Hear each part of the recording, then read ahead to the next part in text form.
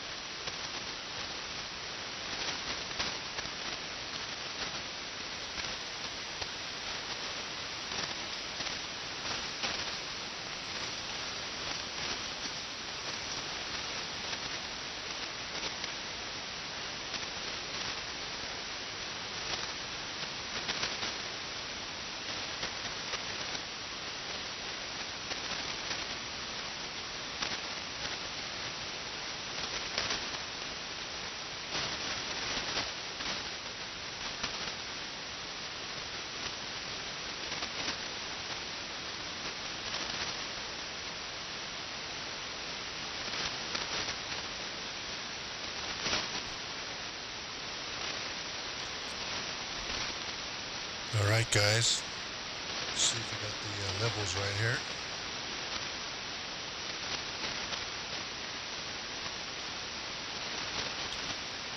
Looks like we're good. Got some good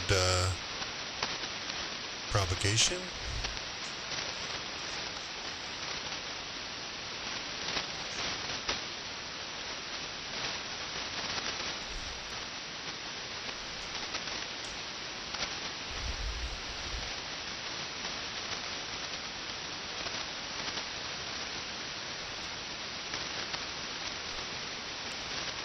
See what activity we can find here. Generate some activity. Here is November 6, Mike Uniform Delta N6MUD listening here on 7.144 ESSB 6 kilohertz. Hello radio. November 6, Mike Uniform Delta live streaming on YouTube, standing and listening on 7.144.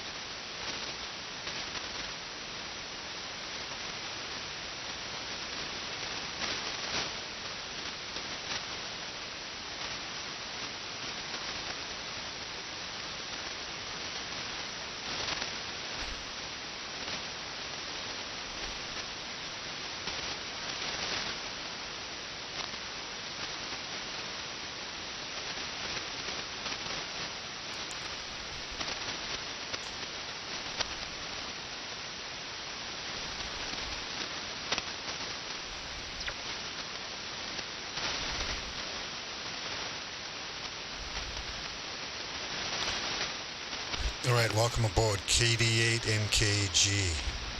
Recognize that call sign. I think we're going to wait a little bit here to get the ESSB crew. Hopefully they'll join us here shortly. In the meantime, Thetis has the ability to receive 2 slices at the same time. So change my mode here.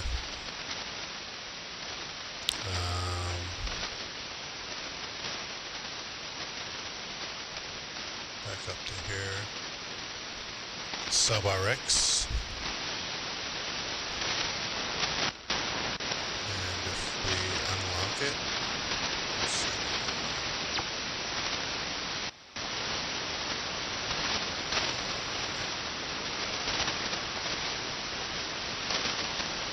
Let's lock together sync.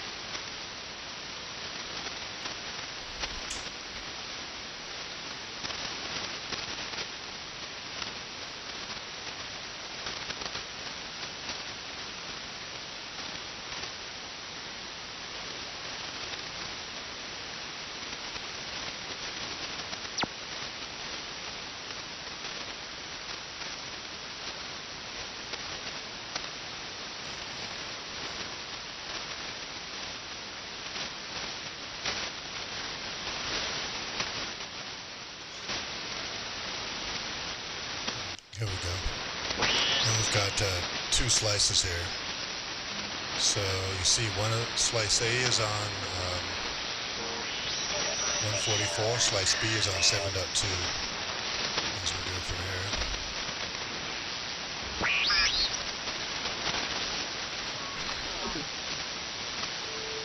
Pretty good. I think we got a reasonable antenna up here in the back now. It's not very attractive, but it seems to work okay. How do you copy?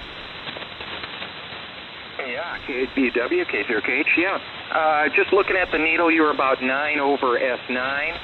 There's a fair amount of noise, but maybe it's a little better noise-wise than usual. So there's a good differential from your signal over the noise. So good job. Yeah, antenna works. These really heavy, bright marks on the waterfall are from my inverter. California, so I'm running my entire house right now off an inverter of batteries, and between 4 and 9 p.m. notification that we got to do remediation that, on the signature here, so not much I can do about it. I can actually mitigate it by using my diversity here. So you'll start seeing, we're not living here see as I turn this around, this line right here, a little bit lighter, or brighter depending on, looks like right there.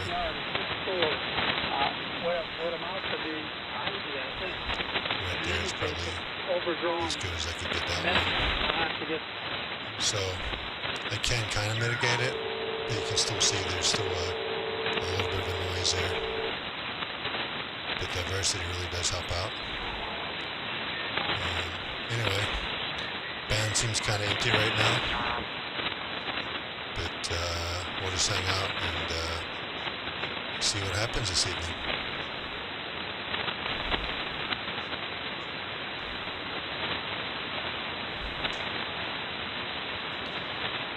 If anyone out there wants me to QSY up to the general portion, leave a comment in the chat there. We can use the QSY up there. Obviously, there's not much activity this evening, so if you guys want to chat up there, let me know. Just seems a bit quieter down here in the extra portion right now. K6X, is it? Hey, Brendan. Hey, good evening. N6MUD, San Diego. What's going on?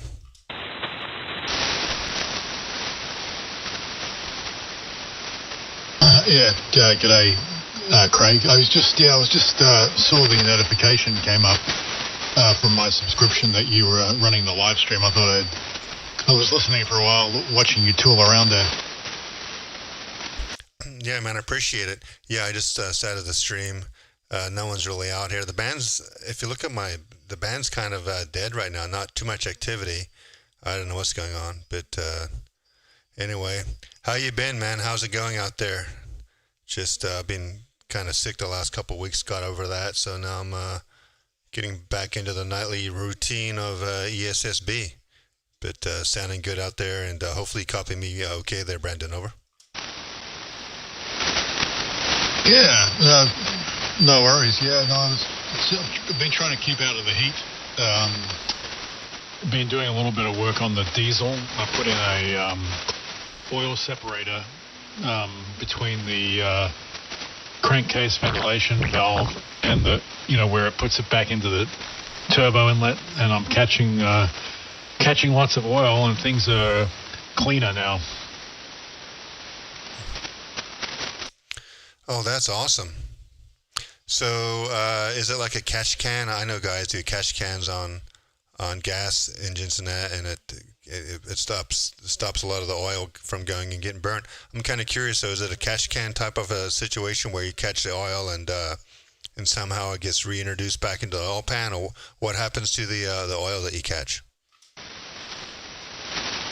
Well, I just installed this. So what it is, it's called a ProVent 200.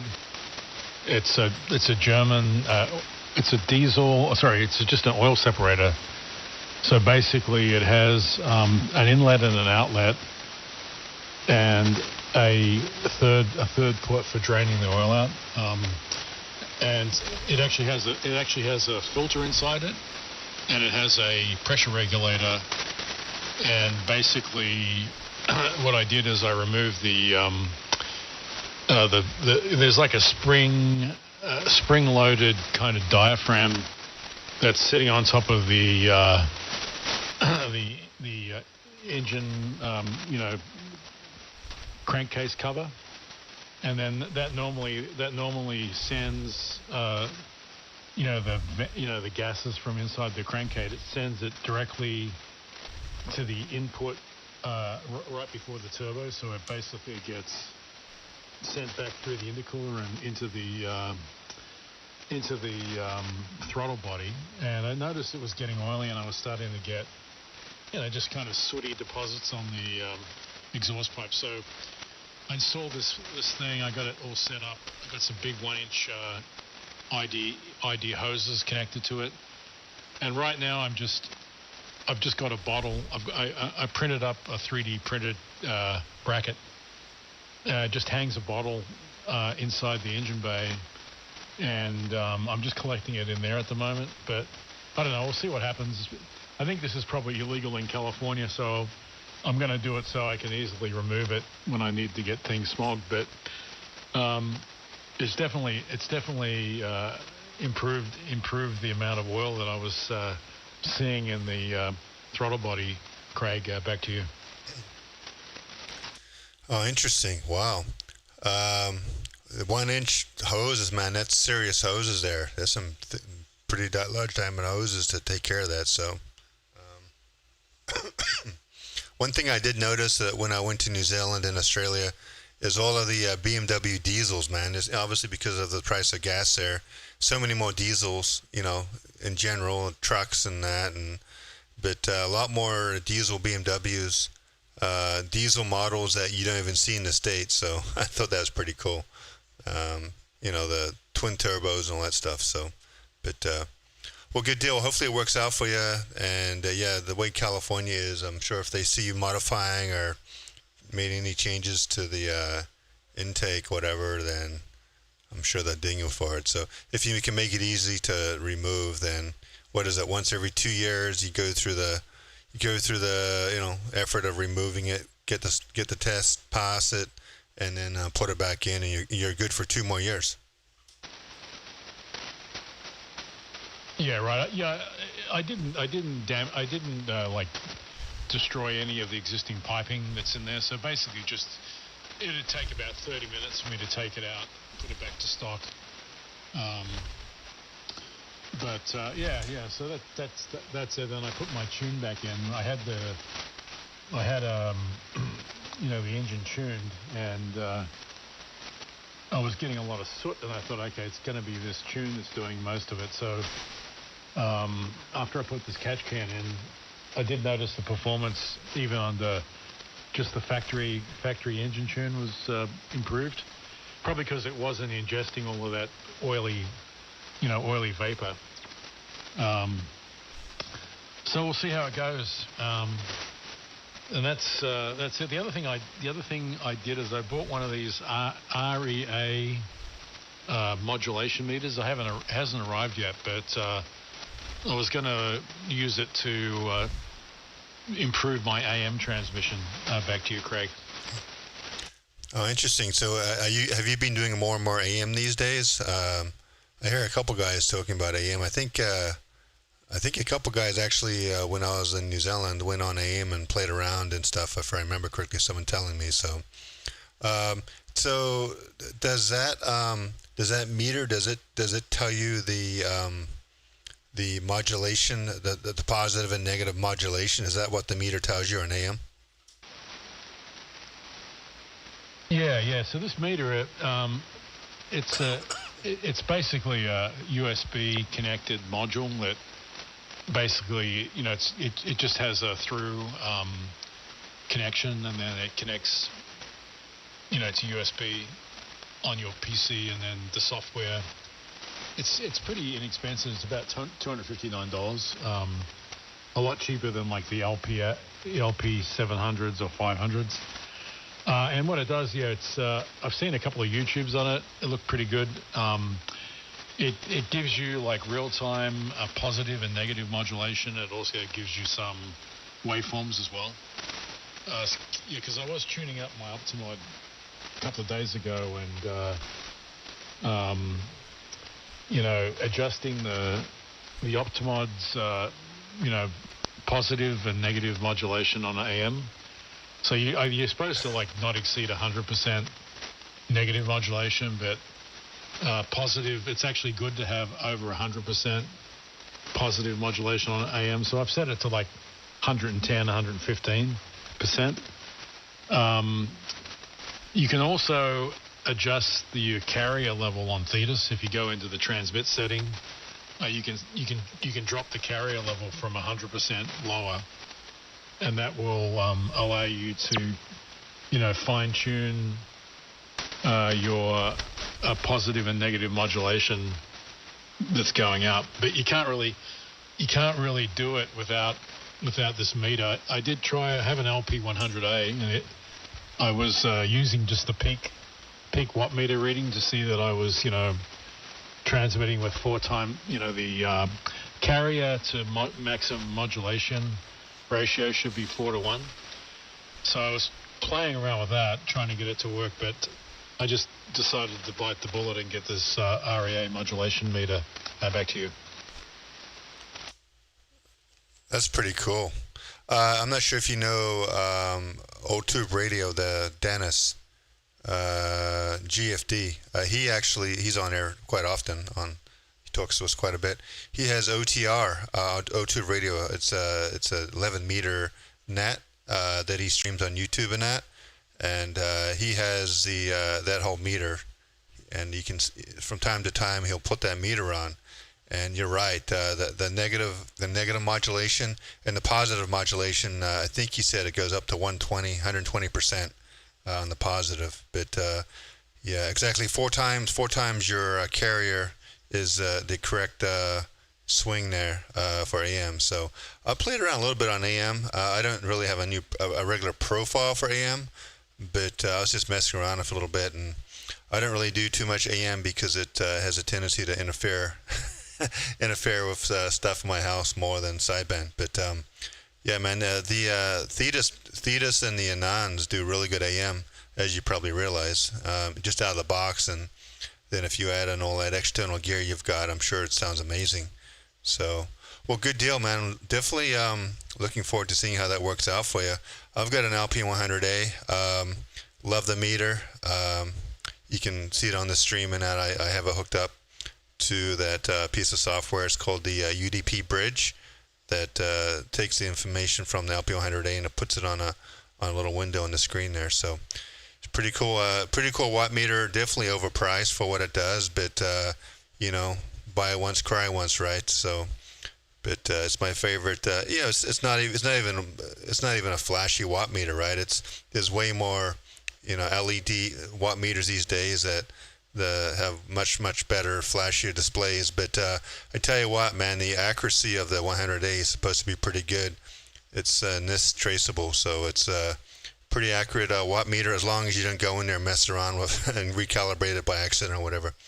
Anyway, so, well, good deal, man. It sounds like you're waiting for that modulation meter to arrive. You hook it up to the, I'm kind of curious, you hook it up to a USB port on your computer, and then you're gonna have to route audio to it, right? You're gonna have to do a virtual audio thing to route audio to that new device. Is that correct? No, I think it just looks at the RF. It just looks at the RF modulation envelope, you know, directly on the output of your amp. Oh, so you plug coax, goes out, you plug coax into it too? Yeah, you just basically it's got a pod that, you know, has a PL259 in and PL259 out, and the one I bought is rated from a 50 to a 500 watt carrier, and then assuming up to 200% modulation on top of that. So it is actually looking at the modulated RF signal, and that's how it's working out the percentage modulation. Copy that. You're 25 over in that last one. I don't know what's going on with the band, but you just came way up. Did you adjust anything, Brandon, or is it just the band conditions? Yeah, no, mate, it's just the band, because you've come up to 30 over 9.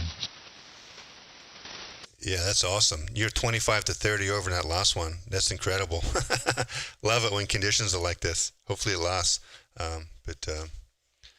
Okay, so that makes sense. So you don't even, it doesn't even look at it. It doesn't even pay attention to the audio within the computer. It just does it interrogates the RF signal and does it that way. Cool. Well, that'll be a fun little toy to play around with. And are you doing more and more AM? Whereabouts do you do AM on? Is it the AMI net, or where do you usually do AM at the end of the band, at the top of the band up there at 7.29 whatever? Is that where you hang out and do AM? Yeah. I haven't been doing a lot of AM, but there's a guy called Ed up in Portland, up in Oregon area. I think he's forget his call sign. He's a young bloke, and he's deeply into boat anchors, and he gets up there and calls CQ a lot. So sometimes I get up there and talk to him, and you know, Andy KD6TKX from Curry Mountain, and we even had Smitty and Dennis drop in on us a couple of times. Yeah, copy that. I think that's what I remember those guys telling me that those Smitty went up there and played around, and I guess pretty good AM quality audio up there, just without making too many changes from the sideband stuff. So, yeah, well, good deal. Yeah, one of these days I'll get up and do AM, but I got to be careful with my power. I can't be doing, legal limit up there, 400, 500 watts or 400 watts AM, 400 watts carrier up there, because it just, I hear myself coming through things that I've never heard before. So I got to lower the power if I go into AM. Yeah, Roger. It's probably a lot of, the average power is much higher because of the carrier and then the modulation on top of that compared to SSB.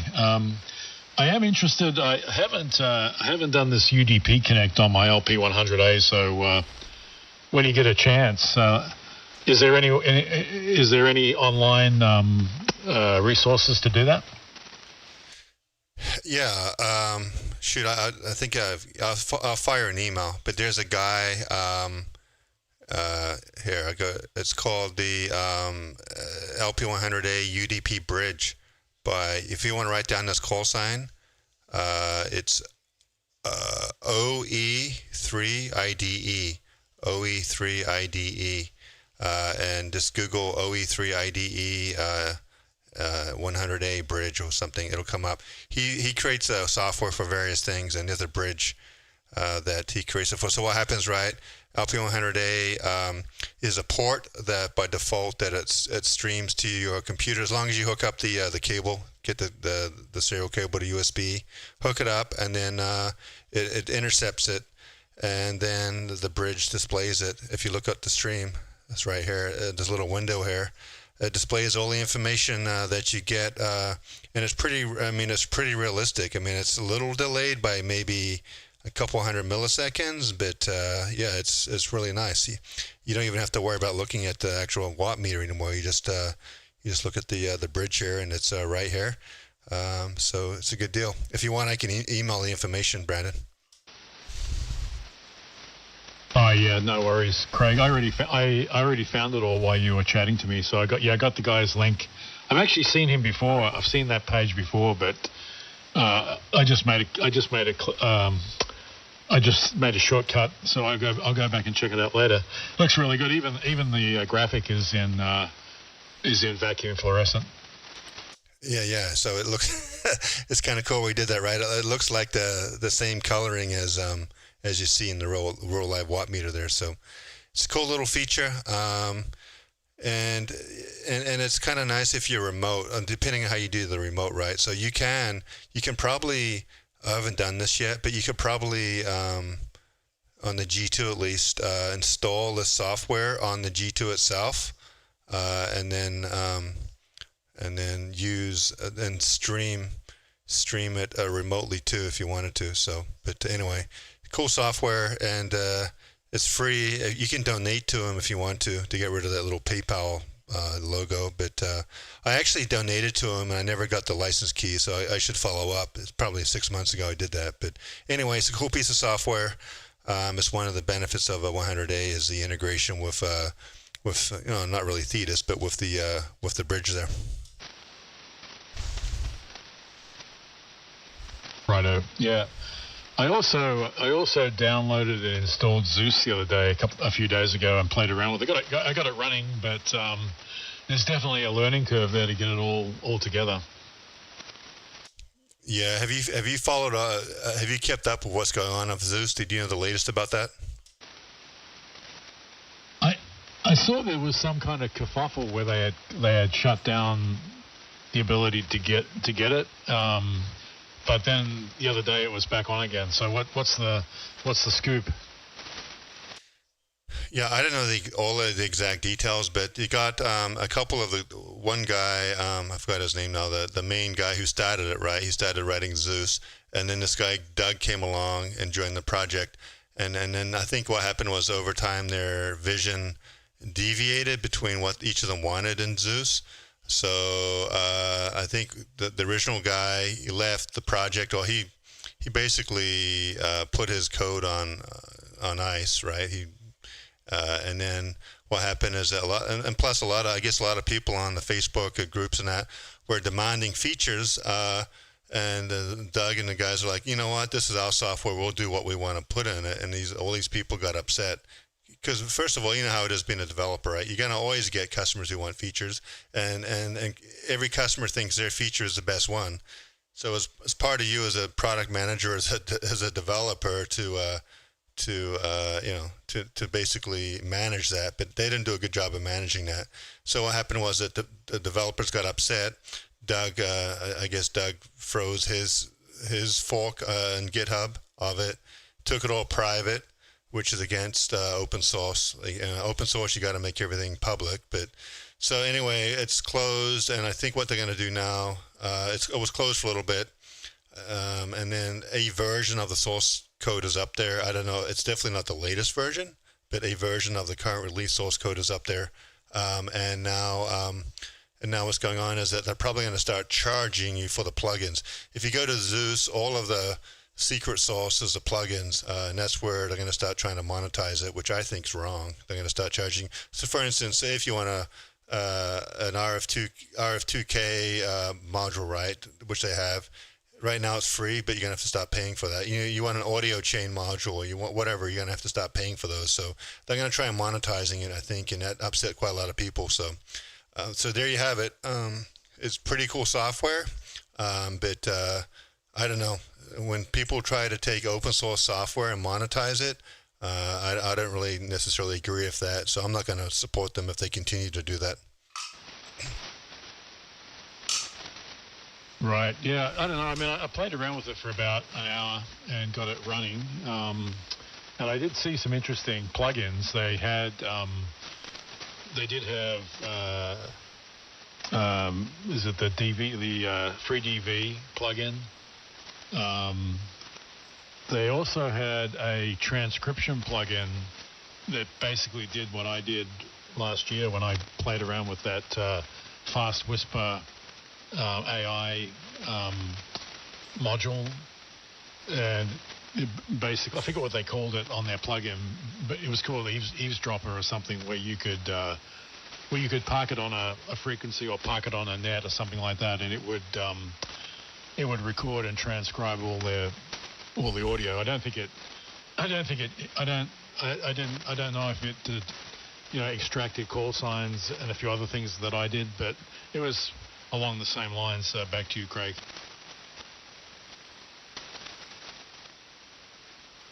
Yeah, N6MUD live streaming on YouTube. If you want to check it out, search my call sign on search in YouTube, and there's a 4-second delay of streaming there. Yeah, so don't get me wrong, I think the software is kind of cool. The way the widget windows in that, it's kind of fickle. It's really fickle how you drag the windows around, and it takes a bit of practice to get that right. Yeah, I mean, another cool feature, they had embedded lightning. So they had a lightning map embedded module that you could plug in, which is kind of cool. They had a bunch of QRZ stuff. They have obviously all the audio stacks, various amplifier plugins, if I remember correctly. So they have a lot of stuff. Oh, they have FT8 now plugin, like you're saying. They've got yeah, all types of stuff. So it's got potential, man. But the problem is, if you start charging for that, and since most of it's open source to begin with, at least most of the core functionality. The core functionality that gets it to the base stuff is open source. Anyway, so another thing is that one of the guys, I guess, broke off, and he's creating his own new version of Zeus, but it's not called Zeus, it's called something else, and that's pretty cool too. And I can't remember the name of the software now. And it's right now, it only works for the Hermes Lite. But it's pretty cool. It's probably for what it was, how new it is. It's probably better than Zeus was in the beginning. So we'll have to keep an eye on that. But right as of like a week ago, it only supported the Hermes Lite. So as we know, right, AI's Claude Code and all of these AI coding platforms is making it super easy to point it at a open source repo like Thetis and tell it to basically modernize the code and by the way, make it this UI. It's pretty simple to do that, and that's what's happening is all these guys are, all that secret sauce that was in Thetis is now being extracted out, and being put into new libraries and the latest and greatest platforms now, which is kind of cool. So we should see quite a bit of traction on software for our radios over the next probably year or so.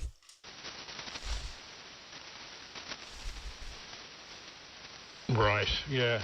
Well, I mean, yeah. The only problem would be keeping the quality up. If they're not careful, they're going to generate a bunch of bad code that's going to be unmaintainable and a problem down the road. So I think that's also happening with some of these app stores. Like, I don't know about the Apple App Store, but I hear there's a lot of AI vibe coding apps now that are pretty atrocious. Yeah, and like you're saying, right? It become these coding people who don't know how to write code are product managers and that who don't know anything about code are relying on vibe coding and that, and they really don't care what the code looks like. All they care is that they can have the features they want, and it's bloat code, man. If some of it's good, like if you've got a developer who knows how to vibe code correctly, and an actual physical developer used to write code, they can help prompt and guide AI to write pretty clean code.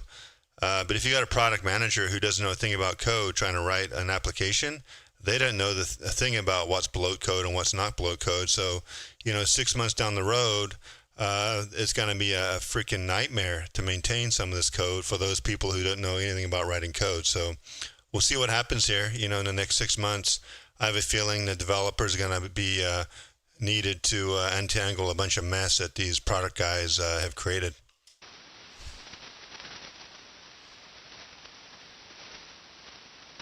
Right. I was just looking at the stream there. We got Craig Peterson just gave us a fairly good signal strength report from Washington, Northwest Washington.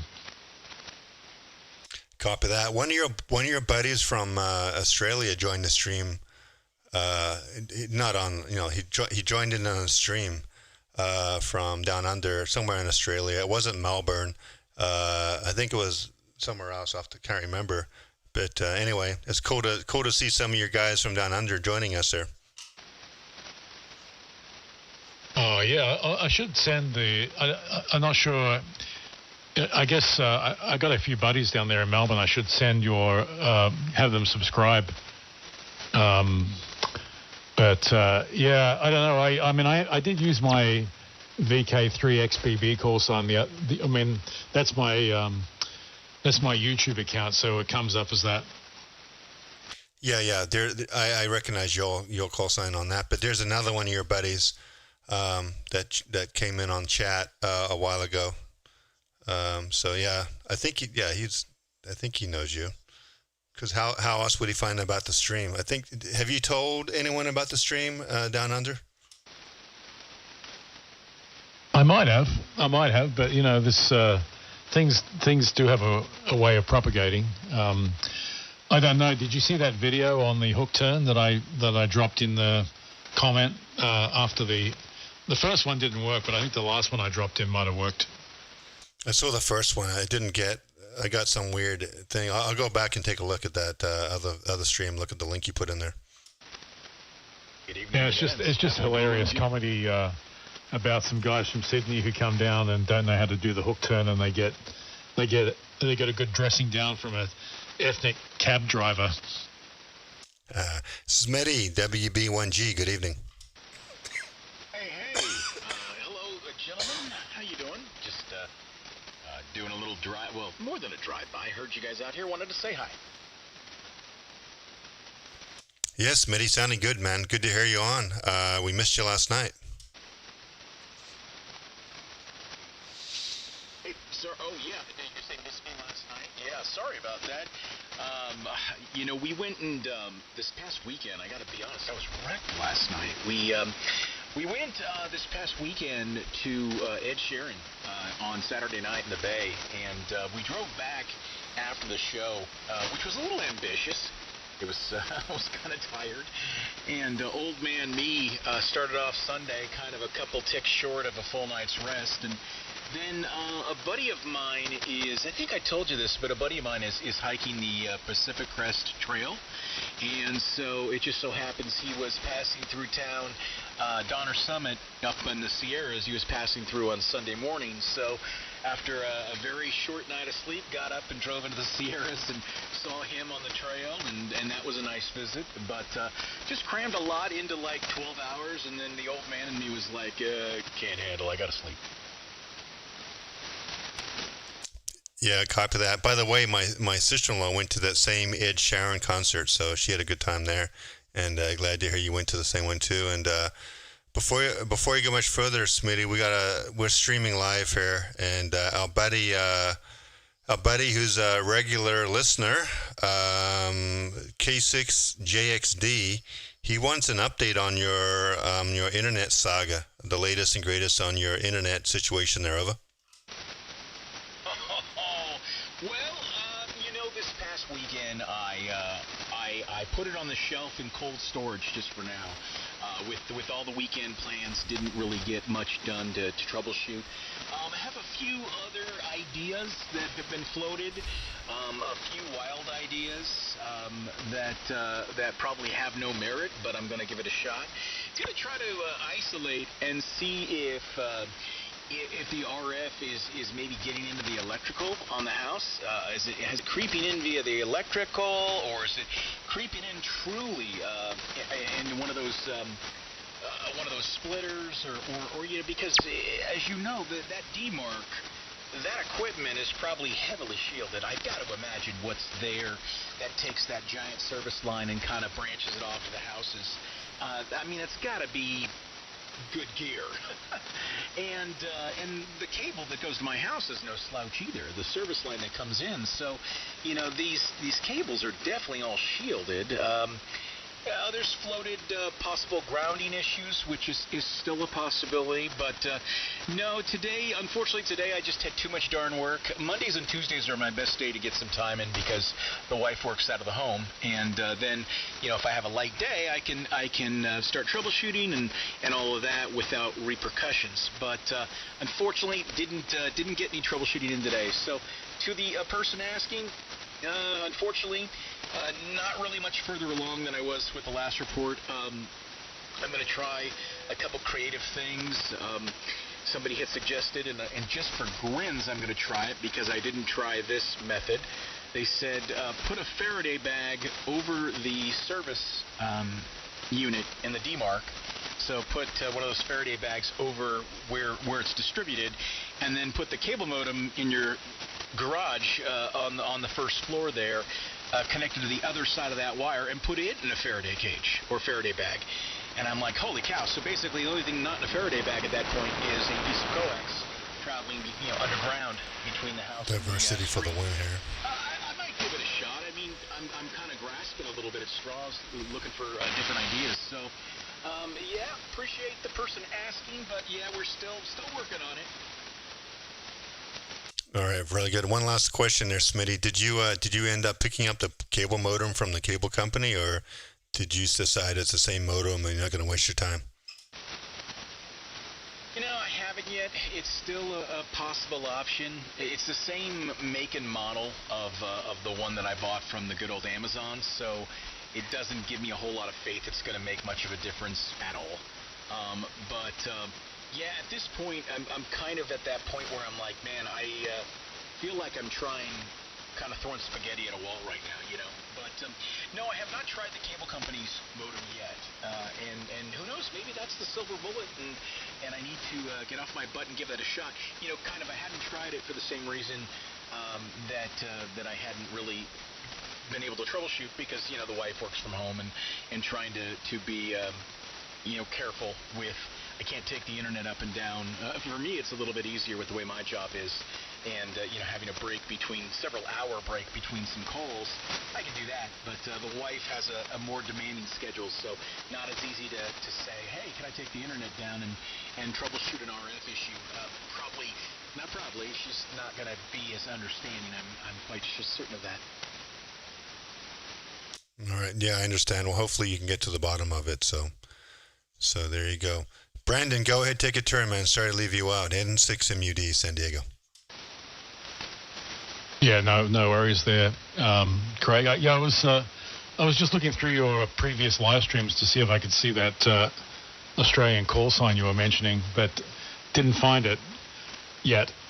Smitty, so this, how you doing, mate? I told Craig you were cheating on him up on the AM bands.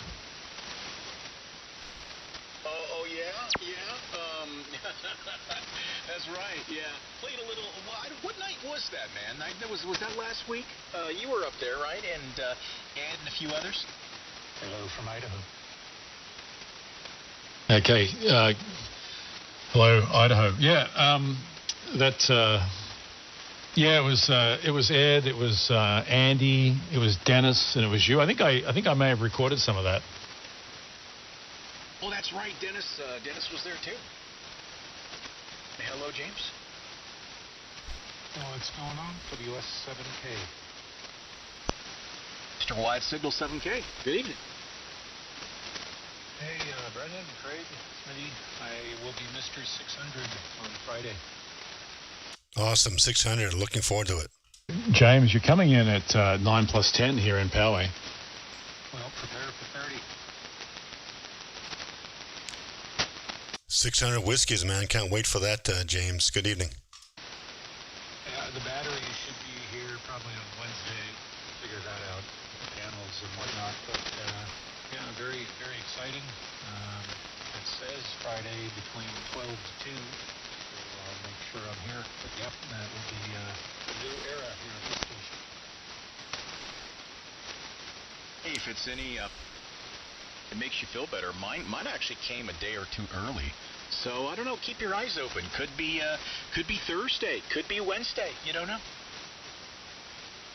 Real curious to see if I set off the neighbor HVAC, their thermostat, and also their smoke detectors. Should be real interesting. Make sure to ask them about their cable modem too. Well, I don't think we have that problem here, Smitty. It's all fiber, including up to the house.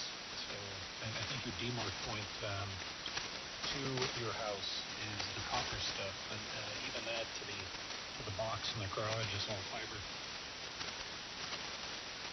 And you're just making me angry now. Hey, James. One thing I noticed when I went from my ARM Italy over to my RF2KS, so I went from a 12-volt amplifier to a regular amplifier, is I was causing interference with various things in my house. And believe it or not, when I went to the new amp, even though I was putting out like 5 times more power, the interference went away.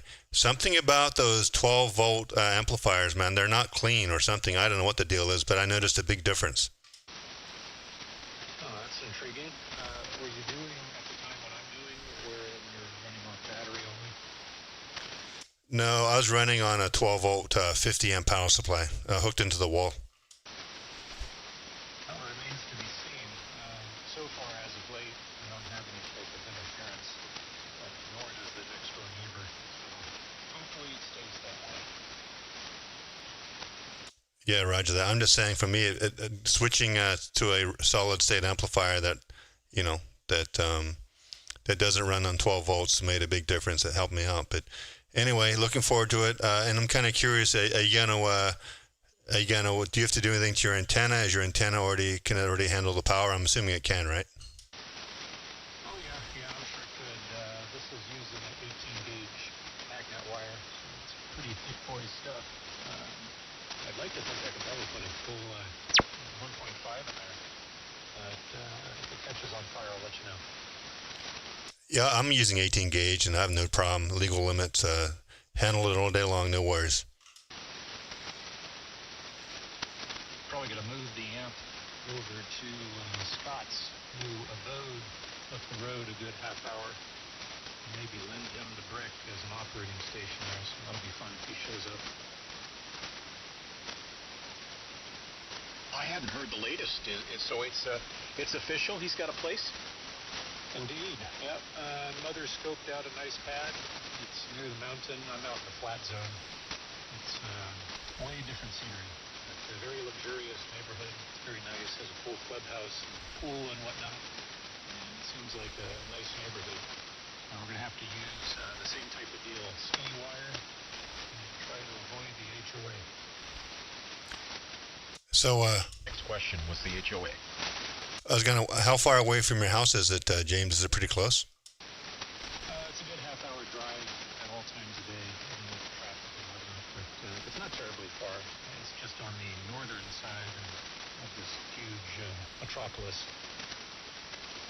I think I remember you telling me about that area when you first moved out there. It's the yuppie side of town. Is that right? Yeah, it'd be like the Newport Beach of this area. Yeah, roger that. Sounds really nice. Is he keeping the place in LA? That's OC, but yes, no, you can't tear that away from them. They're going to stay in their mainline house in OC. Probably come out here for a month or two of the year. Well, they miss their boy and their grandchild. Yeah, they'll miss me. The latter they do, for sure. So they want to get some quality time in when she's still young. So that'll be a good deal. Yeah, I haven't talked to Scott on the radio for a long time. Hopefully, it sounds like he's just been real busy, huh? And hasn't had much radio time. Well, his loop came crashing down because the dumb neighbor behind him has these huge palm trees. They don't go up high, but they burst outwards. And those fronds came falling down and totally wrecked the deal. Didn't break the pole or anything, but we just kind of realized, well, it'd be a lot easier if we have a dipole situation rather than the loop. And I know that's heresy, sacrilegious for Scott's situation. In order to get back on, I suspect it's not going to be much different because the loop, it wasn't that high up. So I'd like to think that the dipole is going to be more or less the same. But we'll see. Probably maybe tomorrow. I think he has some masonry stuff he has to do on the back to go through all of these. And once he gets the Allen loaded and situated there, we already have the poles in position. So the wire is all done and everything there. So it's just the Allen mounting. And he'll be good to go. All right, well, it'll be good to hear Scott back on the air. So, Scott, if you're listening to the stream, we miss you, man.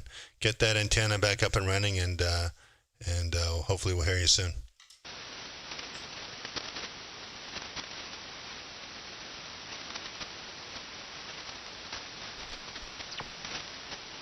You're all kind of fading on me.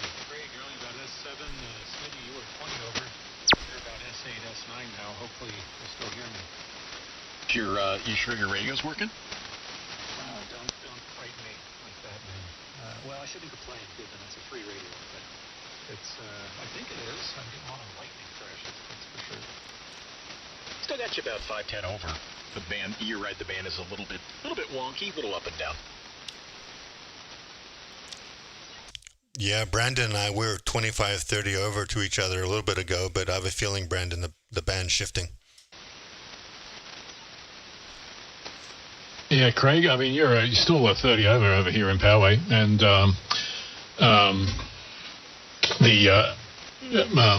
everyone else is just starting to get a little bit weaker. Craig, with that monster signal out of San Diego, man, the little engine that could with that loop, that he puts fairy dust on that loop, from what I understand, guys. I don't know, man. I'm only doing 1302 right now, Smitty. That's as much as I'm doing right now, 1300 watts. So, I'm doing what I usually do here. But yeah, it's just the band conditions. I'm sure, James, it'll come back. I mean, you kind of faded out a little bit down to S7, S8, and came back up. So no worries hearing you. I remember, man. I used to struggle to hear you. So either you made some major changes to your antenna, or maybe it's just summertime conditions. But I remember, in the wintertime or whatever, when you first got your station out there, I had to use the SDR to hear you. So that's still major improvements. Is Brendan running a loop? No, I'm just running the inverted L. I'm running the loop right now as my diversity input, Do you find that's better than the other way around? I'm just I've done a lot of work on my loop, James. I've had it for several years, and I did a big effort to get this thing tuned up, and I just can't get it to work right. It's always noisy, picks up local noise, maybe because it's coupling into the house. So yeah, I've kind of given up on it. I built a 160 meter inverted V. And I've been playing around with a few other antennas, but the loop is evading me, James. Oh, that's a bummer. Yeah, I noticed in some configurations of the loop here at this house, it was awful noisy. Then I rotate it 90 degrees where the feed point goes on the other side of the yard, and then it all goes away. So yeah, it's touch and go. That's interesting. Might have to play with it. It's still up. I mean. And I did. It was extra long. It used to be about 315 feet, and it was open wire fed. And then I changed it. I made it bigger, and then I made it smaller. I made it closer to 80 meter resonance, and it tuned up really well on 40, but still had the noise problems. It was 300 plus feet at one point. Yeah, I made it as big as I could wire it, and but it was non-resonant. It's a lot of wire. Yeah, but if I remember correctly, there, Brendan, the transmit on that thing was pretty good. I don't know about the receive. It sounds like you're having trouble in the receive, but I remember when you used it for the transmit side, it did pretty well. At least I know we're close, but I remember Smitty when you're doing the AB and that. I think the loop was always stronger, at least on the transmit side there for, when Brandon was transmitting. Remember that, Smitty? Oh yeah, absolutely. No, yeah, I mean, you sound great up here. You're super loud to me now. So the inverted L is definitely working for you, no doubt. Yeah, right. I'll circle around to it again. The inverted V I built for 160 was generating a little bit of arcing. I had it coming down near the fence, and I got a couple of burnouts. Oh yeah. By the way, hello to. I'm reading some comments here on the YouTube channel. MX1209. I'm on QRZ taking test exams while listening to good ESSB. Oh yeah, man. Wanting to play with my Optimod. Ugh, I gotta stay focused. Yeah, man. Trust me, I get that. And then JD Potato. Optimod is the way. Oh, that's gotta be our friend James, isn't it? Yeah, of course it is. Yeah, and I remember the MX1209. He's the guy that's got all this good gear coming, right? But he doesn't have his general ticket yet, right? Yeah, he's got a trio. Yeah, so 1209, steady up, man. I can't wait to hear you. Well, you're gonna have to. I think you're a technician. I can't remember. I think he's a technician. He's just studying for his general. So hurry up and steady, and then we'll QSY up to the general portion once you get your ticket and you can join in on the fun. He can correct us on YouTube, but I don't think he's a tech yet. I think he's studying for his tech and his general. Hey, Smitty, question. Yes, go ahead. Do you have any, like Windex or some screen cleaner? Yeah, I've got Windex and screen cleaner. Yeah, of course. So I'm looking at your page, and I noticed the photo with your monitor. You got some Cheerio splatter on your screen. You need to do something about that. Ooh, I'll have to take it into Photoshop and do some post-processing. Oh, man. Are you sure it's Cheerio splatter? It could be something else. Yes, Smitty, you got to take care of that ASAP. Let's just go to it. Okay, thanks for caring. And you're right, MX1209. He doesn't have anything. He's gonna take both the tests at the same time. So steady up, man. And that's the best way to do it. Study the tech and the general question pool. Go in, take a couple hours, take those 2 tests, and we'll catch you on the air.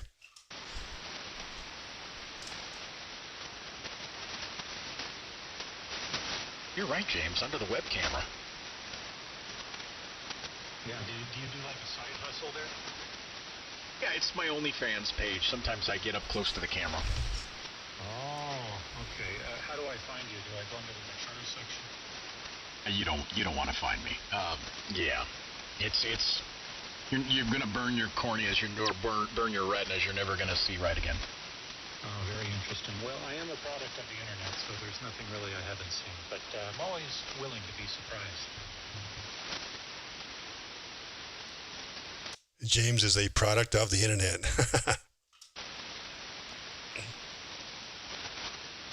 Yeah, I do a little thing, little side hustle, guy, girl, and a microphone. Very interesting. So, Smitty, you've got some 3D audio, now you've got some 3D video going there too, huh?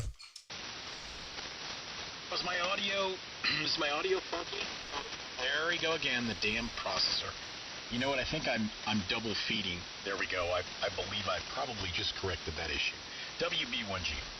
Oh, wow, that was amazing. If you did not ask that question, it begs the question, would that have happened? No, I might have been double feeding there, but here we go. It should be okay here. I like your page, though.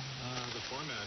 Did you feed that into AI and spit out a template, or how'd you pull that off? I spit out a template and then went in and made a couple small tweaks on my own. Very cool. Is it just plain Jane, like HTML code, or what type is that?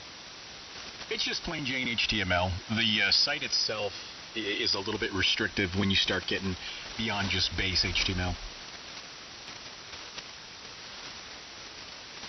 Well, I'm going to have to do something about my 1995 page, because it is outclassed by the Smitty. Well, you know, I mean, if you're going to play in the ESSB pool, I really do think it's time you up your game a little bit, so... I actually am I just QRZ'd you right now, and I'm kind of disappointed. Yeah, that was the introductory page, and we need to get updated with some major upgrades.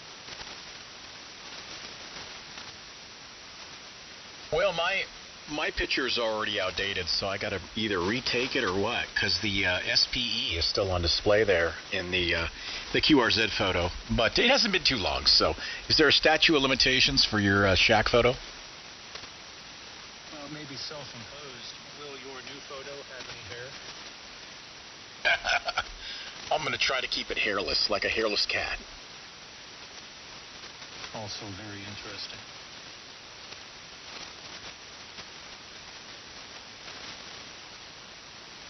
N6MUD, San Diego. US 7K, Potato Land. WB1G, Sacramento Land. K6XOZ, Poway. Ooh, I hear somebody way out there. You're a bit soft. Come again. Let's see if we can pick you up.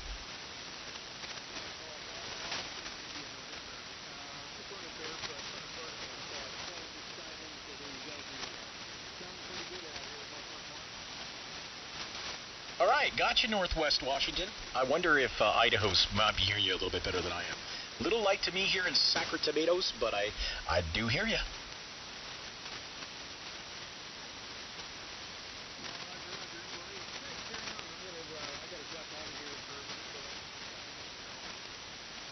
You got it. Real quick,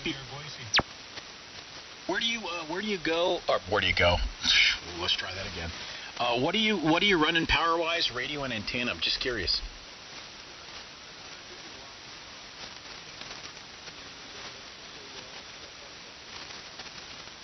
Okay, you're on a vertical. That's probably why it's a little rough. But cool, man. All right. Well, thanks for jumping in there, Northwestern Washington tonight.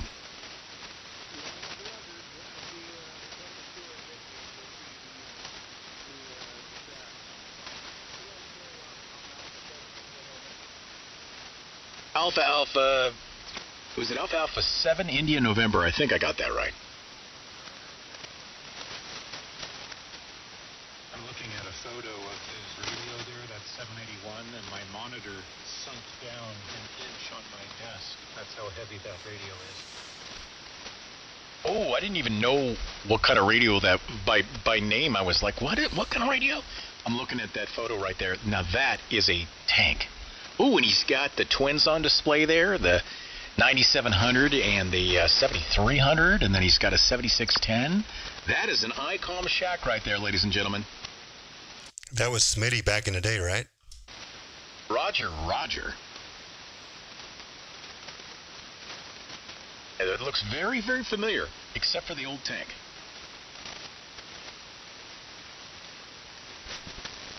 Any hits on the 7610 there, Smitty? Any takers?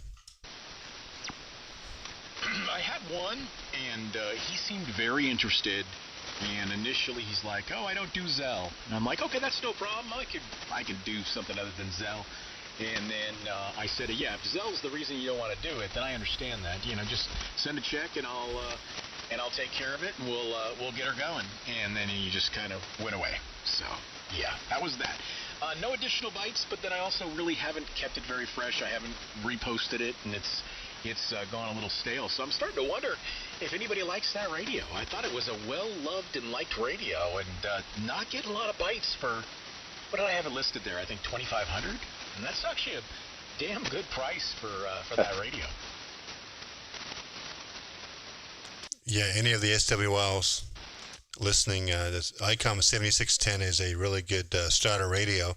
It doesn't do any ESSB, but it's a great all-around radio with dual VFOs. So check it out if you're looking for a good radio there. Icom 7610. I believe Smitty's got it for sale. What is it? $2,500, Smitty? Either 25 or 26. I can't remember what I have it posted for. Whatever I've got it posted for. I think 20. It depends on where I'm shipping it, of course, and whatnot. But yeah, no, it's I would even go as far to say even better than a starter radio. It's kind of like a 7300 on steroids, and fun radio. A lot of fun to operate too. It's the big brother to the 7300, and like Craig said, dual VFO, and I think an improved receive in comparison to 7300. Now that isn't to say it's the best receiver out there, but all around one of those radios that you'll buy, and if you're a lover of Icom, you'll probably hold on to it forever. Reason I'm getting rid of it is it's not my daily driver, and I want something smaller that, you know the story. You guys all know the story. Want something smaller that I can, carry with me down south when going to the in-laws or camping or whatever. And the 7610 is heavy and big, so it's not meant to be a mobile radio. WB1G.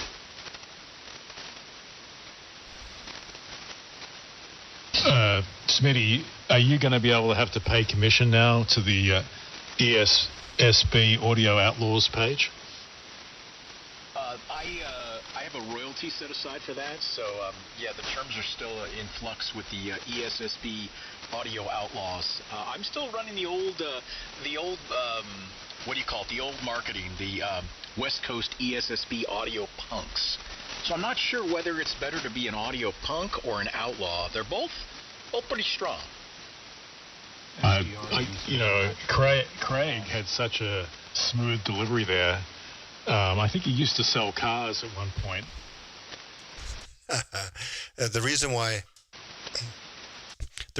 we're audio outlaws and not audio punks is audio punks tend to focus on voodoo, and no one, at least most of the people here that hang out on the stream here, don't do voodoo.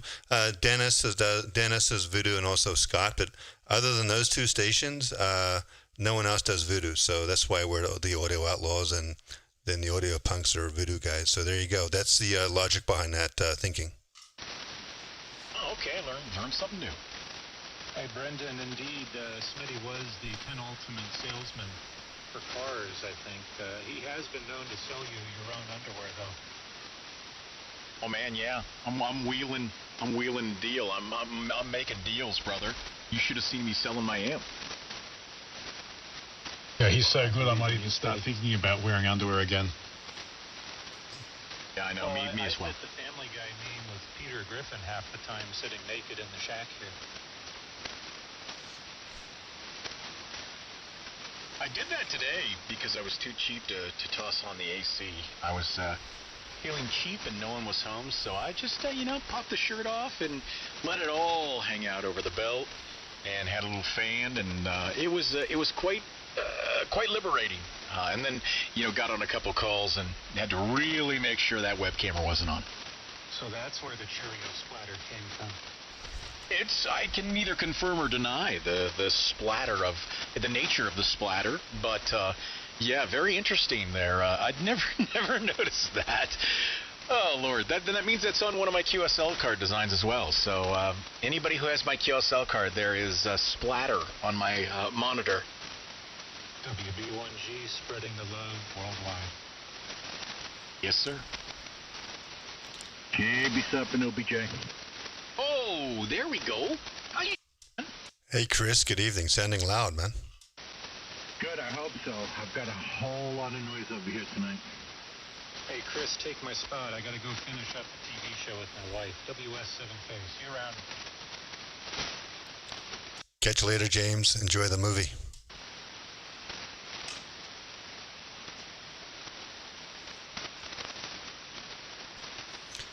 So I wonder... I'm going to go for a walk around the block for fitness. I may rejoin later, guys. Good chatting. All right, Brandon. Hey, man, always fun to chat, and maybe we'll catch you later on. Have a good evening if I don't talk to you. Yeah, Brendan, good talking. Righto, K6XOZ clear. Oh, doubled with you, but I was saying 7-3, man. Have a good night. And let's see here. So I wonder if Mr. K5 BLS, I wonder if he made it to his hotel and if he's getting his station set up or what's going on there. Have you heard if he made it, Chris, to wherever he's going to stay? I haven't heard anything from Jeff today. Where in the world is he? Like, what part of the U.S. is he in right now? I think he's the valley is a something of fire, Valley of the Gods or Valley of Fire or something like that. Valley of the Fire. Oh, okay. All right. I was trying to make that witty joke earlier, Valley of the Fire. It sounds like me on Taco Tuesday, but yeah, no, that'd be cool if he gets that set up. Yeah, BLS, if you're listening, he could be listening. He might have his iPad or his iPhone on, listening to the stream and all that, but yeah, man. Well, I got to tell you, did you say was it your sister-in-law that saw Ed Sheeran this past weekend? Yeah, she flew up, I think on Saturday morning she flew up and met a friend or two up there in San Francisco and had, I think, pretty good tickets and supposedly enjoyed the show. So, yeah, man. And Ed Sheeran was in San Diego a week or two ago, so I like him. I just didn't get a chance to see him. You ever had the chance to see him? I haven't seen him yet, but I wish I want to go see him one of these days. I like the way he does stuff with his beatbox and, the single guy and all that. It's pretty cool. Oh, it's absolutely phenomenal. Obviously, he has his shtick all dialed in and everything like that. But really amazing watching him perform. It gets tiresome when you pay good money to see a show. And you go, and the artist is, got backing tracks, and you're like, are they really up there performing? Are they lipping it? Are they, or they just seem like they're robotic? And he's not that. Anybody that's ever seen him or heard about his show, he's quite literally stands up there with his guitar, and he lays down tracks. He's got a bunch of foot pedals in front of him, and he operates a looper. And then he'll punch in and record different layers of the audio. Of course, he's got a crew that's mixing stuff to make sure levels are right. But he'll just keep laying down these tracks. And so he builds the songs on demand. So you'll start with the guitar strings, for example, and you might, if you know his catalog, you might be like, oh, that's XYZ. Oh, I love that song. But then if you don't, and you're like, oh, which song is this? It's almost like like playing a game show and somebody's flipping cards over and revealing more of an image. But it's fantastic, and it's live, and it's fun when he messes up, and he does, and when he owns it when he does. He'll be like, oh, I effed up that loop, and let's try that again, and he'll reset, and you're like, that is live. So from the standpoint of watching him perform and hearing that the acoustic nature, and even to that fact, it is acoustic, but he uses the guitar to make sounds in a way that it almost doesn't sound like that after a while. Yeah, I can tell you this, Smitty. I listen to him all the time, especially when I'm traveling and I'm flying and that. But I think there's an HBO special or Netflix special on him, and yeah, they went through all of that, and it's just really, I don't know, man. I think it's really original how he does all that stuff. On his own, man. It's just a one man guy, and he does all the stuff, and he's got that looping machine, and he builds up his the various loops and that, and I just think it's amazing. So I know a lot of people don't like Ed Sheeran, but I do. I mean, I think he's definitely unique, and he's got that he's got that vibe where he's just a cool laid back guy, and he's not all hung up on himself like a lot of people would be that are as famous as he is. And I'll tell you what, he put on one hell of a show. And you pay good money to see him. And he was at Levi Stadium. I don't think we paid that much for the tickets. And they weren't great tickets. We were in the upper deck, and we were there for the music and the experience, and not as worried about the visual. But at any rate, he was going. He started promptly at 8 p.m. So he had 3 opening acts. The whole show or the whole event started at like 5:30. He got on stage at 8 o'clock sharp, and I'm not kidding. He did his final bow after the encore at 10:55. Nearly 3 hours of music. And and that's one of those things where you're like, yeah, man, like you really feel like you got to see a show. Like he didn't hold back. Oh yeah, for sure. Let's catch up on chatter. We got some guy streaming in from India. Wow. The user EQ whatever. Good evening or good morning from India. And we've got interesting. So we've got some, and yes, so KD8MKG, James was talking about instead of getting a flex, there's way cheaper radios out there. It may not be able to do the remote stuff that the flex can do, but you can do ESSB in that, and one of them is called Brick SDR. So check out the Brick SDR radio, or the Brick 2, they call it, 16-bit. And versus paying a lot of money for a flex radio. N6MUD, San Diego. Welcome, India. Yeah, and time for a little shameless plug. Just realized wasn't out to 6, so I just adjusted things, and I'm out to 6 now. Sorry, it got a little crackle in the mic processor. I didn't get the chance to deox it over the weekend, which I wanted to do that. It's on my list. So here we go. Here's a full 6 now. And hello to everybody on YouTube, by the way. If you're lurking and listening and you're not on YouTube, that's fine. But you can go out there and take a listen. You can hear why these jerks on the radio right now are running so wide. Why are we splattering? Well, we're not splattering. If you want to hear what it sounds like, you can head out to the YouTube channel, N6MUD, like mud. And you can get a glisten, there we go, of what ESSB audio is all about. There you can hear the processor clicking again there. Hold on, I'm gonna give the button a little massage and see if I can get it cleaned up here. Stand by.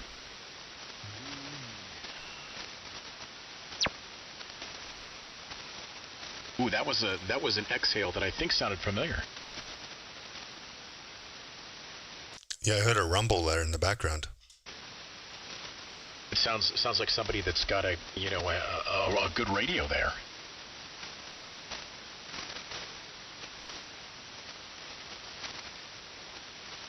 Okay, whoever it is probably just teasing us, I guess. So, oh yeah. So yeah, I highly recommend it, my friend. If you get the chance to see Ed Sheeran, that's definitely a show worth seeing. All right, we'll pay attention. next time he comes, he just, like I say, he was here a couple weeks ago. We missed him, so we'll pay more attention. KD8 MKG, Roger on big feelings about ESSB. Yeah, you'll come across that from time to time. A lot of hams out there, they don't understand it, and they look down upon ESSB, but definitely, it's just part of the game, man. It's what you have to come across, and some people out there get kind of jealous, wouldn't you say, Smitty? Yeah, I'm not sure if it's jealousy or what it is. In fact, I hadn't told you yet, but I am doing the presentation at the club meeting next month, and it is about ESSB. So I'm pretty jazzed to get to share this portion of the hobby with others and kind of educate folks on what it is and what it isn't, why we do it, and what benefit, what do we get from it. ESSB, you hear people go, oh, why do you need all that? And, well, you don't. I mean, if you're contesting or if you're just making quick contacts or doing a POTA or something like that, then run 3K. I mean, I run 3K. When I'm POTA hunting, I run 3K. I don't run ESSB. But yeah, when you're rag chewing and and you're part of a group that gets together and starts chewing the fat, well, there you go. Oh, and I see there's a comment out there. I think AK4 Echo Charlie. I see that comment coming in. Yeah, I will absolutely do that. It'll be recorded. It'll be streamed live on I think Zoom, and you're welcome to attend it. I can, if you want to reach out, I'll give you the date and time. But then, yeah, there'll be a recording of it as well, and I'll make sure the link gets posted here on one of these live broadcasts. But yeah, Craig, I might even hit you up for kind of. I have a pretty good outline of what I'm going to talk about and where I'm going to go with it, but would love some feedback from other ESSBers of areas that I should emphasize and make sure that I don't forget to bring up certain aspects. Oh yeah, we can even do a recording if you want, or do a live stream and record it, and then you can play that in your presentation if you want to actually this is how ESSB sounds, and this is why we do it. And here's some real live recording, and maybe that'll get some people interested. I don't know. Yeah, there you go. That's not a bad idea at all. Make a little tailored recording, and hey, this is what it sounds like to us. So I think that's the key, man. I think the part of the rub is that people don't understand. Their radio can't hear.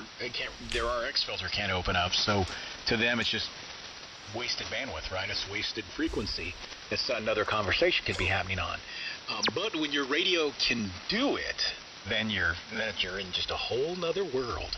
WB1G Sacra Tomatoes.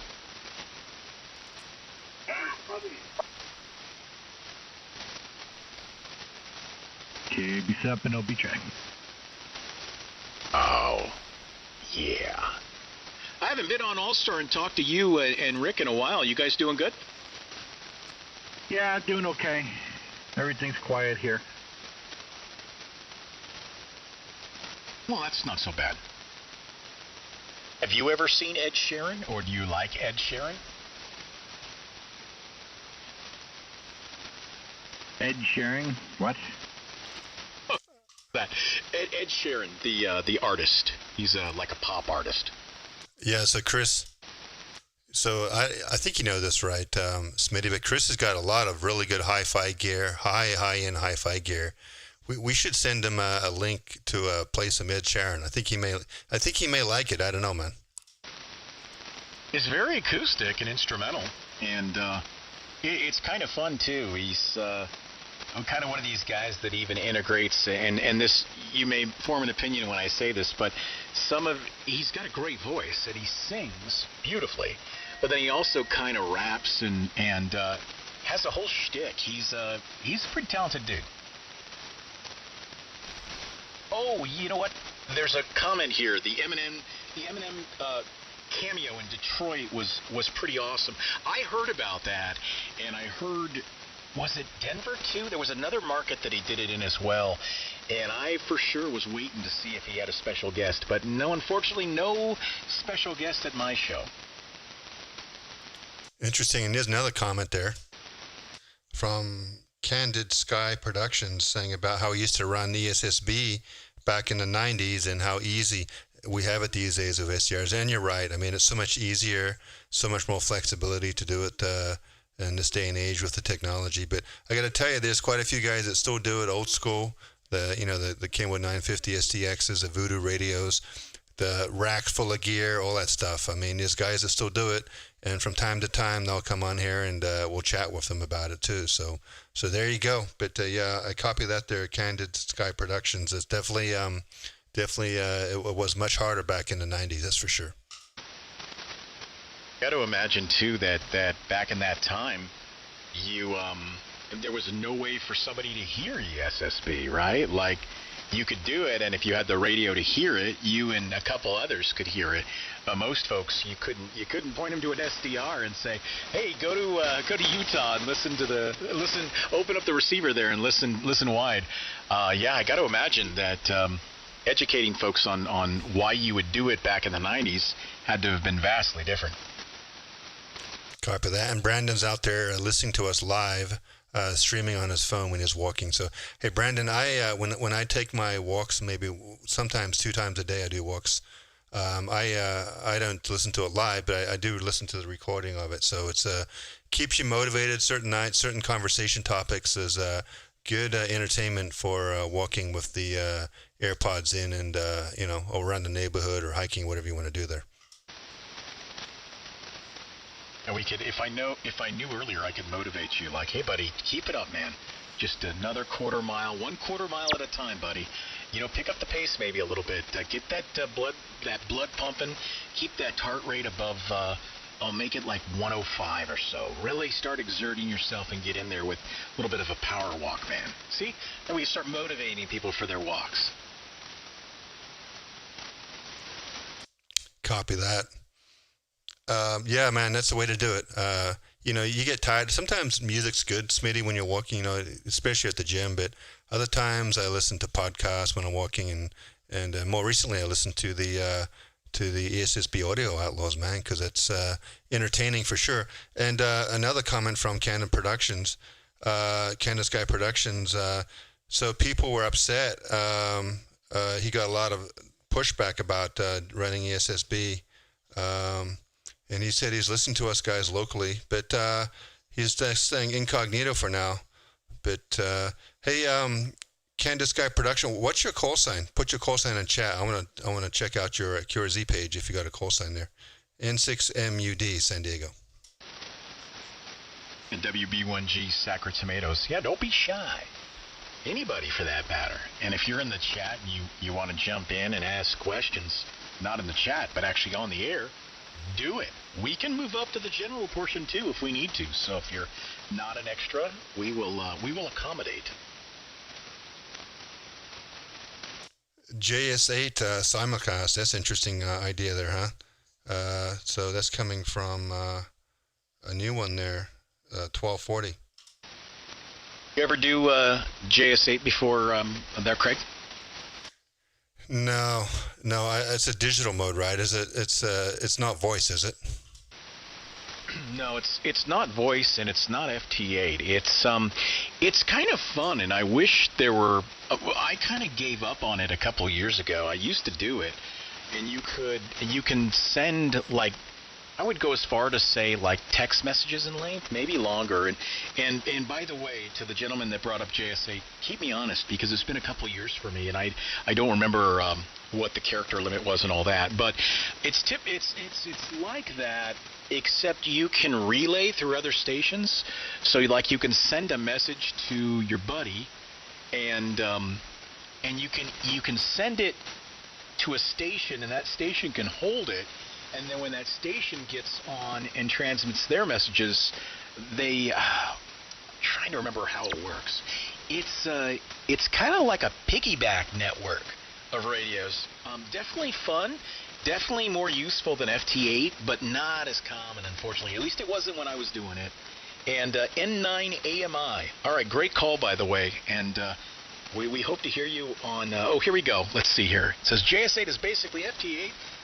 but allow longer messages by sending them in blocks until they are all sent. The piggyback network aspect, I don't even know anything about. Okay, all right, I did both, and I agree. It's definitely better than FT8. You can actually use it to share messages, like talk back and forth, which is cool. But the piggyback thing, I can't remember exactly how it worked, but I do remember using it before, and it's pretty neat. Again, I think folks have fallen into the FT8 trap, which is that it's just easy and doesn't really require any talking to anybody, which is, I guess, good and bad, depending on how you want to look at it. Where JS8, you actually are crafting a message like, "Hey, Craig, good to talk to you, man. But what are you doing?" And that's your message, right? And then you wait. Okay, have you guys heard of Meshtastic? I've got a Meshtastic radio here, similar to what you guys are talking about, but it's unlicensed, digital, encrypted. It can be encrypted. So anyway, interesting technology. I'm going to have to check out JS8. Yeah, I guess, Smitty, I guess if there are guys out there who want to actually try and talk to us on the general portion, go ahead and enter in chat. If you want, we'll queue us way up to general. And that way more guys can join us. N6 MUD, San Diego. Somebody put in here that basically a shared chat room. Yeah, I think that's a good way to explain it right there for sure. But yeah, it is fun. JS8 call, I think, is what it's officially called. But same kind of idea around FT8, but it doesn't require any more work to do it. It doesn't require any more technical know-how to do it. But when you operate, you're typically operating more like, well, yeah, you're communicating more than just saying, "Do you read me over? QSL done." Now you actually can have a conversation. It's cool too because they have beaconing built into it, so you can also send out beacons, kind of like Whisper, for example. Not the same by any stretch, but the idea is that you can run it for an hour or two and just run a beacon, and then PSK reporter look at where you're being heard, and then get an idea of what propagation is like and who you can talk to and all that. So definitely fun in that respect. And you can also be kind of annoying with beaconing. Some stations just beacon and kind of use it like Whisper to see where they're talking to and where they get out to. But yeah, it was fun when I did it. I only started to lose interest because I ran into people that were checking it and using it regularly, and it's definitely one of those things, since it's not as commonly used as FT8. You have to, there's not as big of a pool of folks to talk to. Yeah, interesting. And by the way, N9 AMI, great Cura Z page. A lot of good content there, a lot of good photos. Scrolling forever, so I love it when someone takes the time to post a bunch of photos on the Cura Z page there. And sounds like you're an AM guy, so being an AM guy, you know all about good audio, so that's definitely something that is for sure. Then get back into it there maybe and fire up some ESSB. And you're located, says here, Chicago, or you're born in Chicago. I'm not exactly sure where you're at right now, but Nevada and Georgia. So if you're in Nevada, remote stations in Nevada, we could hear you all the time. We talk to Nevada every night, so see if you can fire up that station and talk to us direct if you want. That'd be fun. What a great name, too. I hope he doesn't mind. Well, I mean, it's out here on QRZ. John C. McGrath. I like it, man. I like it. Silver Springs, Nevada. I need to find out where exactly Silver Springs is. I'm sure I'm gonna type it in here. I've got a daughter that lives in Reno and is going to UNR, so that's my experience with northern Nevada. Let's see. Let me zoom out and find where Silver Springs is. You are... Where the heck is that? Kind of in the middle of the state? Is that right? No. I have that wrong. You're, need to find a better map. I'm looking at a satellite map and I'm like, where is that?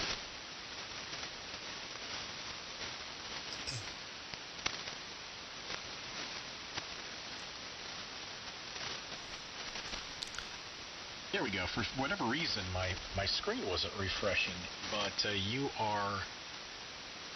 Oh yeah, you're out there a little bit. You're kind of stagecoach. And I know I'm having some trouble with the computer here. I'll figure it out. I'm a little slow.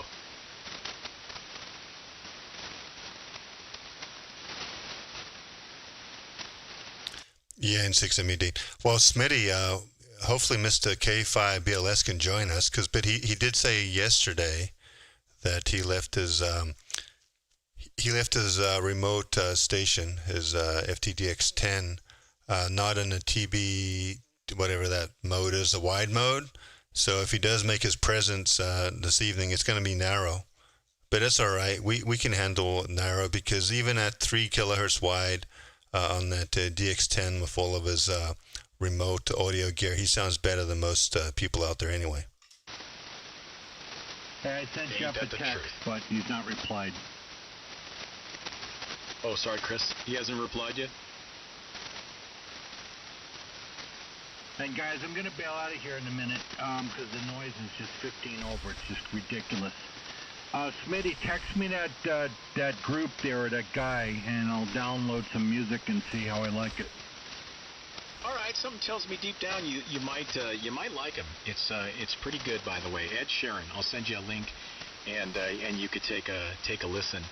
And to our friend John out there in Silver Springs, I know where you are now. You're not too far outside of Fallon. So yeah, we talk to Fallon. I would say at least a couple times a week. The guy that we're talking about, K5BLS, he has a home in Fallon, and a real nice station there, in fact. So get it up, my friend, and we got a lot of Northern Nevadaers. That's good English there. We got Ryan up in Fernley, and then you got Jeff at Fallon, and Carson. He splits his time between the two. So there you go. Just dust off the old gear and put a piece of wire out there, and we'll hear you good. Got K6JR as well out there as well. So yep.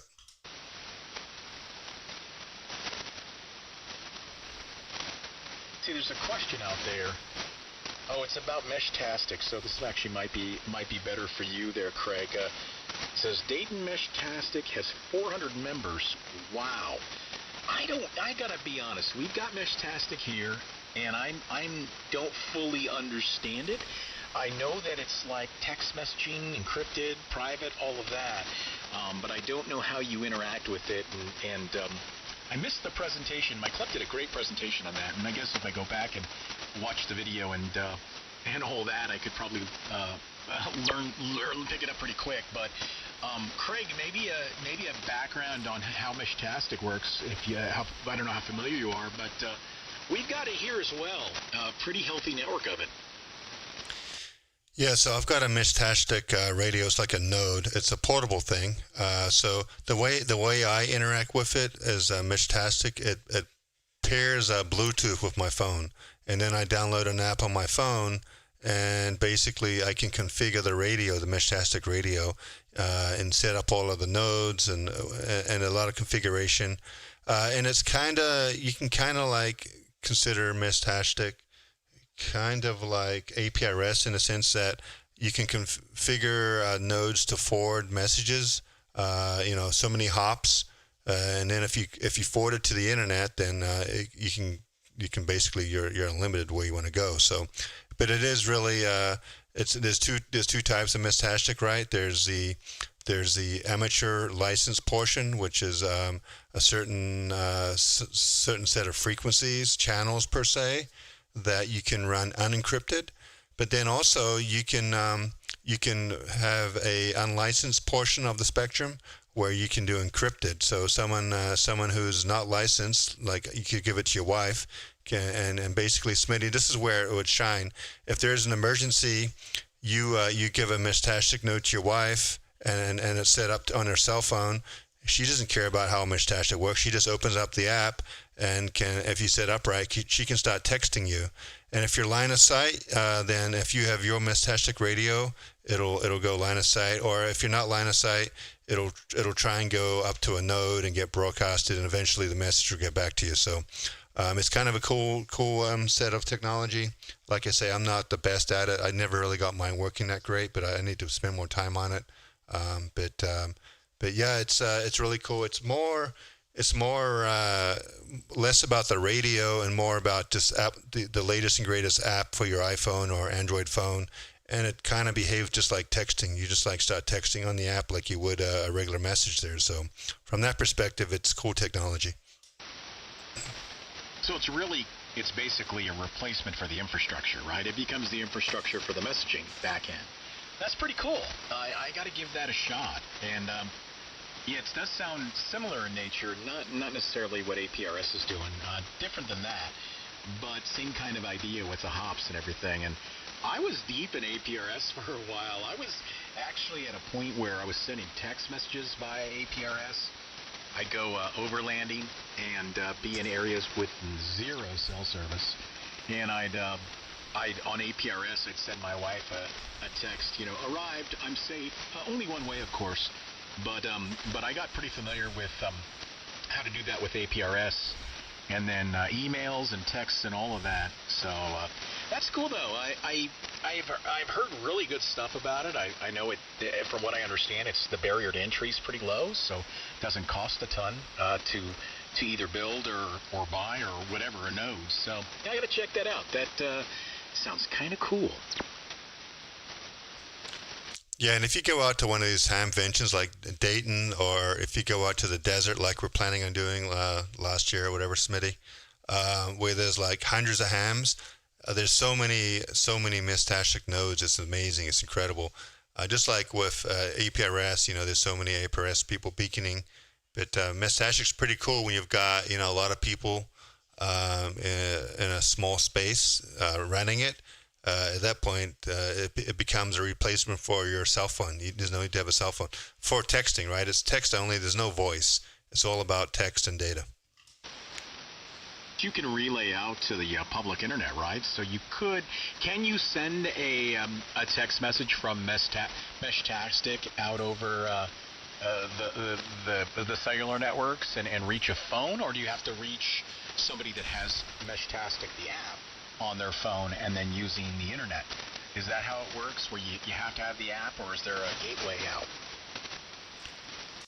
I know that you can send a Meshtastic message out to the internet, and then it'll travel through the internet, but I believe the person on the other end has to have a Meshtastic node or radio, whatever, to receive it. I could be wrong, though. Yeah, roger. And hello, Kentucky. Got a new note there from a gentleman. I shouldn't say gentleman, a person in Kentucky. This is hello from Kentucky. I'm new here. As I stumbled across the live stream, I'm interested in getting into amateur radio and have been thinking about getting my license. Any tips, guidance, or recommendations? Yeah. Oh, well, I'll tell you, the first tip is when you ask an amateur radio operator for their opinion, every one operator will have 10 opinions. So get ready for everyone to have a piece of advice that is, the gospel, right? What I have found in this hobby is that it really, you take the test and just study, learn it, memorize it, whatever the case may be. The real learning does not come from memorization. So your day-to-day journey in amateur radio is not about remembering chapter 4 in the technician manual and whatnot. It's different than that. Obviously the first step is getting your technician license. Some folks will study for a technician. I'm a VE, so that makes me one of those guys that sits in a room and tests people and helps people get their license. And I've seen folks do just their tech. I've seen people do their tech and their general all in one night. And I've seen people do their tech, general, and extra all in one night. And that always amazes me. That was not me, by the way. But I would say in the hobby, I was a technician for 20 years before, no, maybe not quite that long, 15 years before I became a general. And there's a lot to do as a tech. You've got, all sorts of digital modes and making use of the internet. I mean, really, as a technician, you can talk anywhere in the world you want. You really can. But the big jump comes when you make that jump to general and you start doing HF like what we're doing right now, where there's just no internet involved. It's purely understanding the atmosphere and how to make an antenna and get it to resonate right and put it in the proper configuration, proper elevation above the ground, verticals versus horizontal antennas. That's really where I have found the hobby to get increasingly more fun.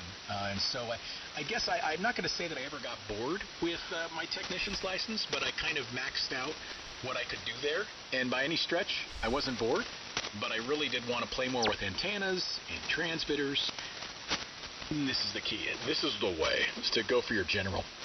As far as going for the extra, you can do that, put the feather in your cap and go all the way if you want, but definitely get your tech. And just remember that amateur radio operators in general, there's a whole assortment of different operators out there. There are a lot of old, sad hams that are very traditional, and they don't like the use of the internet in ham radio. And then you'll meet some people that are just freaking nuts, and you'll be like, how do you even work every day, or how do you just exist? And then you meet kind of like some normal people in the middle. I'd like to think that's Craig and I and Jeff and a few others here, but yeah, the hobby's got a lot of personality, and some of the personalities are a bit strange. Craig, what would you add to that to somebody like this gentleman who wants to get into the hobby? What would you say? Yeah, that's a pretty good summary. The thing I'd recommend, two things. First thing, I recommend you download an app, and I think it costs $5. It's called HamStudy. Download the app on your phone, Android or Apple, called HamStudy. And what that app does, and it'll support you all the way through to your extra exam, is and you just start taking the quiz. And what it does is repetition, right? So it'll cycle through all of the questions. It'll keep track of the ones you get wrong, and track of the ones you get right. It'll start feeding you the ones you get wrong until you get it right again. So, and you see your progress over time. And once you start getting, for the technician, I would say once you start getting in the 85% range passing, then you're ready to go down and take the test. That's the first thing I'd do. So first, definitely download that application and that app for your phone. The first thing to do. Second thing is while you're studying, to keep yourself motivated, I wouldn't necessarily go out and buy a radio first, UHF or VHF radio.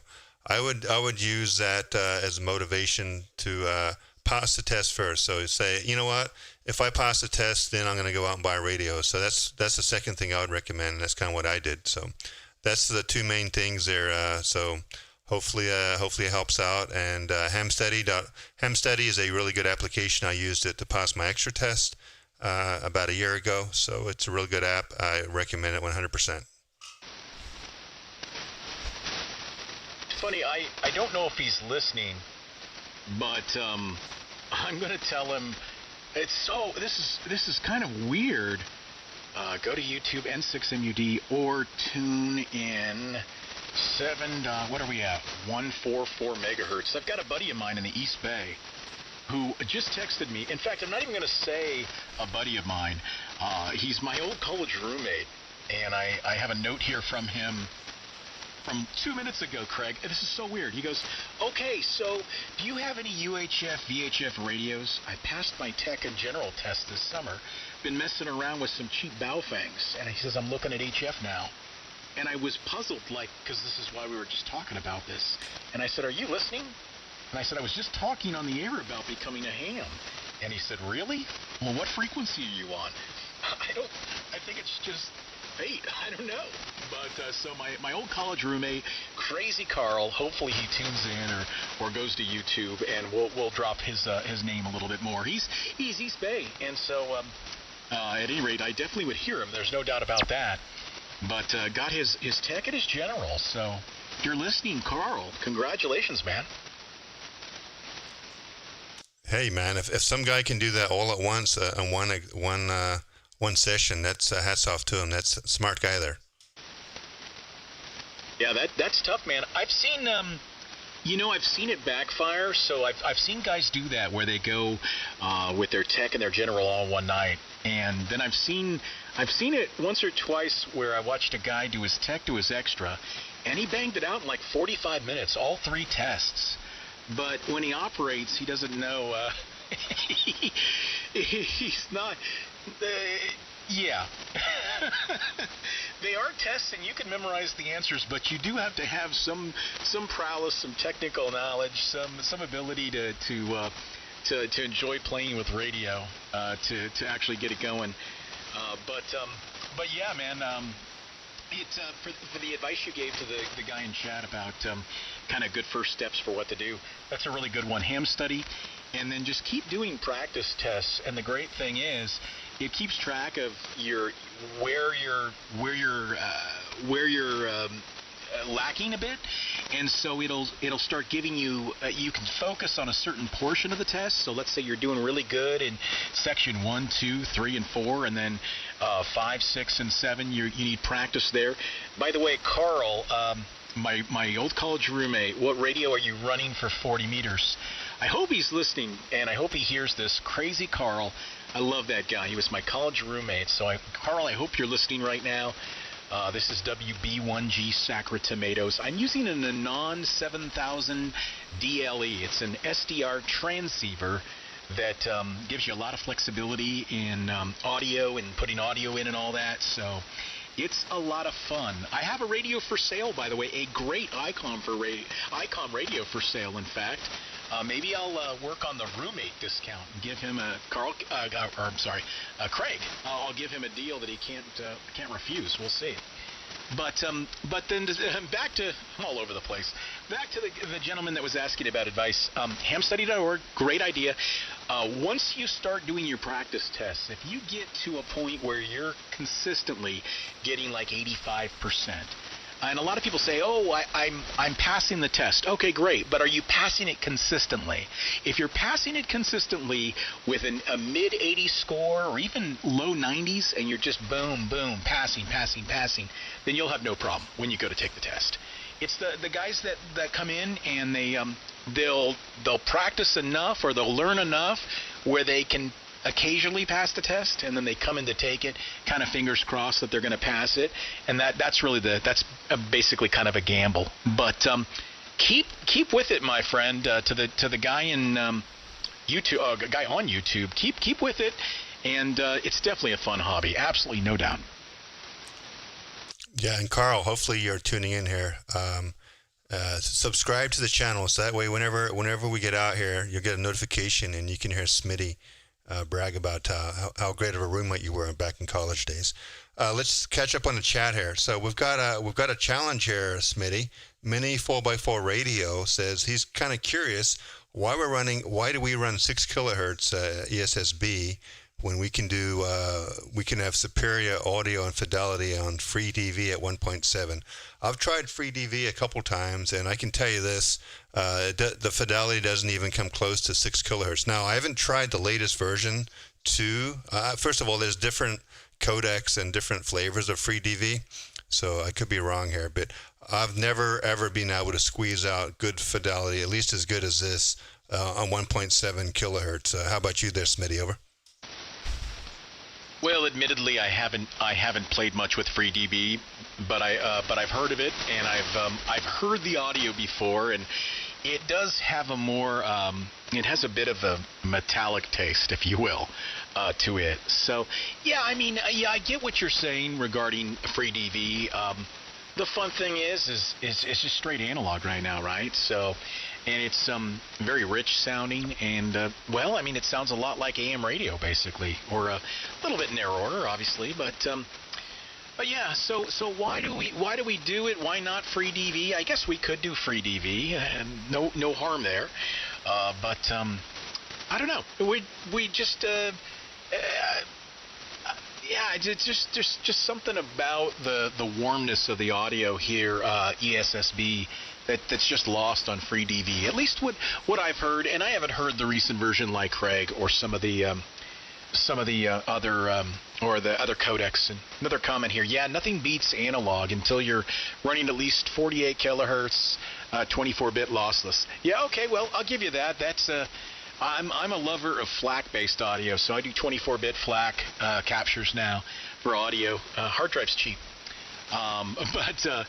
But yeah, I hear you about that. And sure, we're not doing anything like that. I'll tell you what though, the gear that we're running can easily do all that. so there's that. It's a bit of a rabbit hole, but it's a rabbit hole worth falling down, if you ask me. Yeah, and the comment about signal to noise ratio, that's a good point. FreeDV does it's digital, right? So it's kind of like you can bring weaker signals. You can actually encode or decode weaker signals. But the problem with FreeDV, from what I understand, if you've got any type of analog station on top of you, just like D-Star or any of these other digital modes where you try to do an HF, any analog SSB signal mixed in with that FreeDV, it becomes very difficult to decode that signal. So that's the biggest problem I've ever had is with people interfering with FreeDV is someone transmitting on top of you and wiping out your signal. Its greatest characteristic is also its biggest flaw, and it's not a flaw really, just the inherent of digital packet radio or anything that's digital for that matter. It's there or it's not, and when it starts to go, it goes pretty nasty pretty fast, as I'm sure you can agree.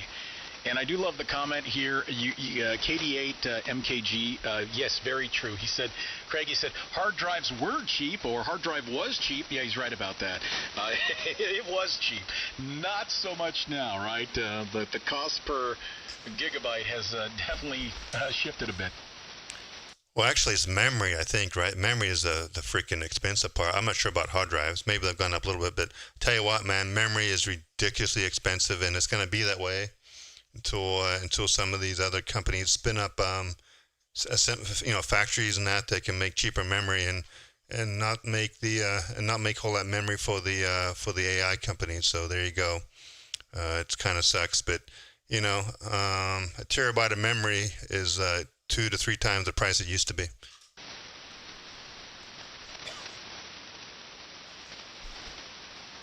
Yeah. Oh wow. I'm reading the comment here about 16 terabyte drives for $299. I don't know that I ever saw them that cheap, but I think Craig, it's a lot of the SSD. Technically, the SSD drives, like the different flavors of SSD.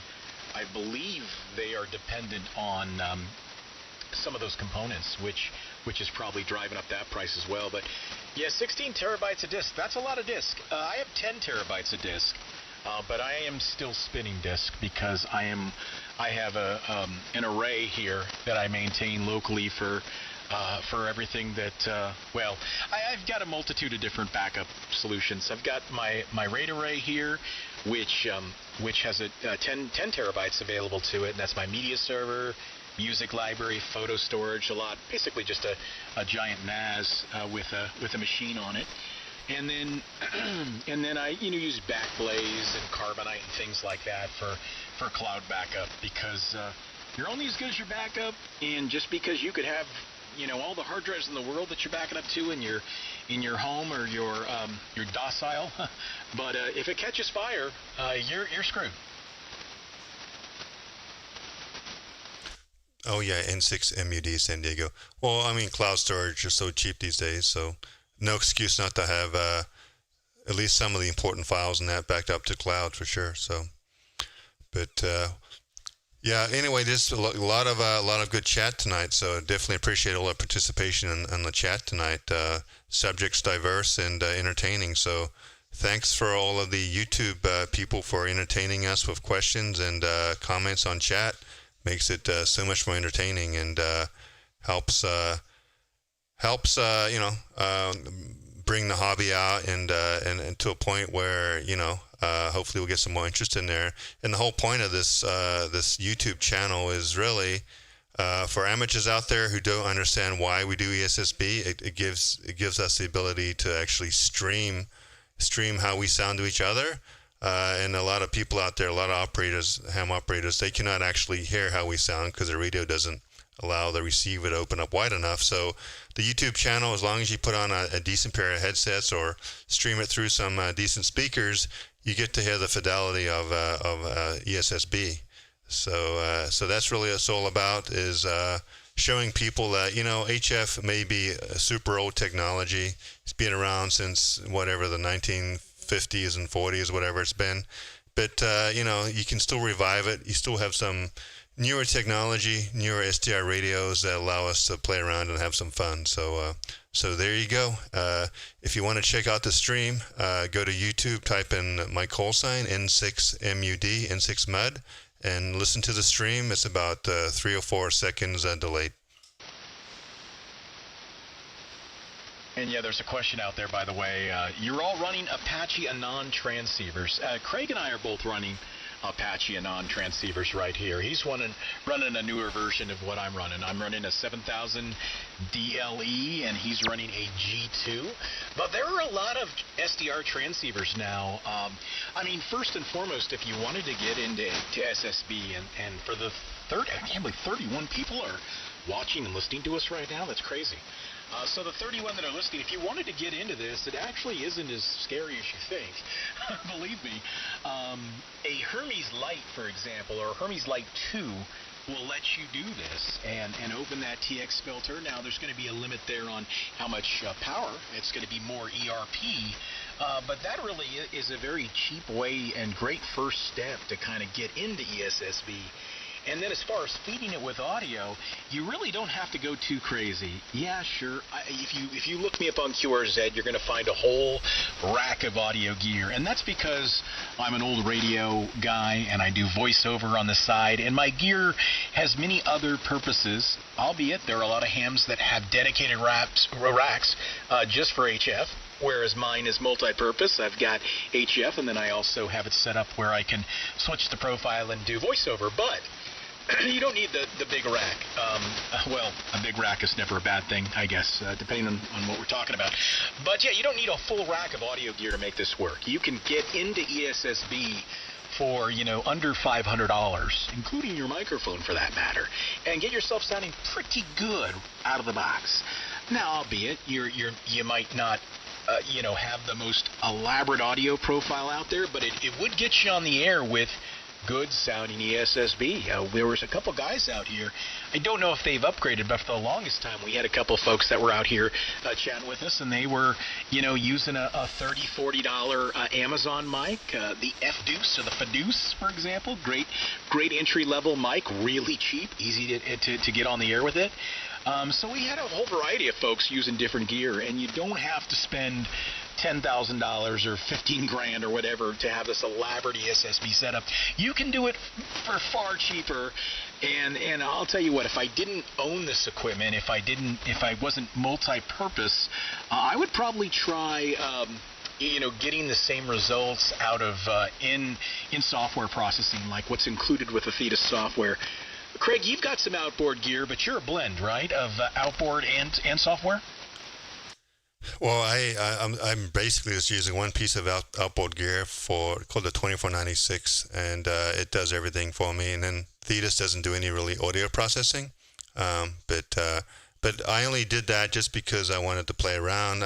For many years, I ran all my audio processing done on Thetis, the software. So there's so many people. Like if you talk to our friend Jeff, K5BLS, he does mainly internal audio processing all within Thetis. He sounds amazing.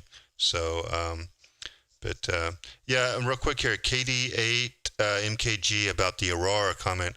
Flex Aurora, that's a whole different dimension, that radio, the way that radio works. I don't want to get too technical, but it does do adaptive pre-distortion. The way the amplifier is really efficient. It's class D, so it's class D, and then they use adaptive pre-distortion to clean up the signal. Since it's a class D amplifier, it runs really, really cool, really efficient, which is a good thing. And I have a feeling there's going to be a lot more manufacturers copying what Flex is doing there. But in the meantime, Aurora is a good radio. It is Flex, so you're going to be potentially locked into some of their software, although there is, a new suite of software being written out there by open source people and programmers out there.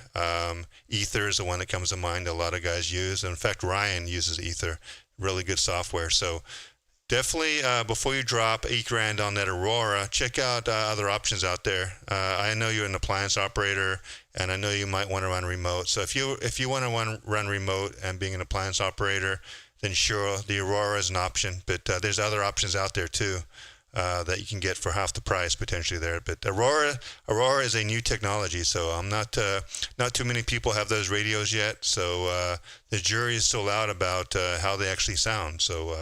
So there you go, N6 MUD San Diego. And quick hello to my old roommate, by the way, who is texting. He said, and I'm gonna read it here.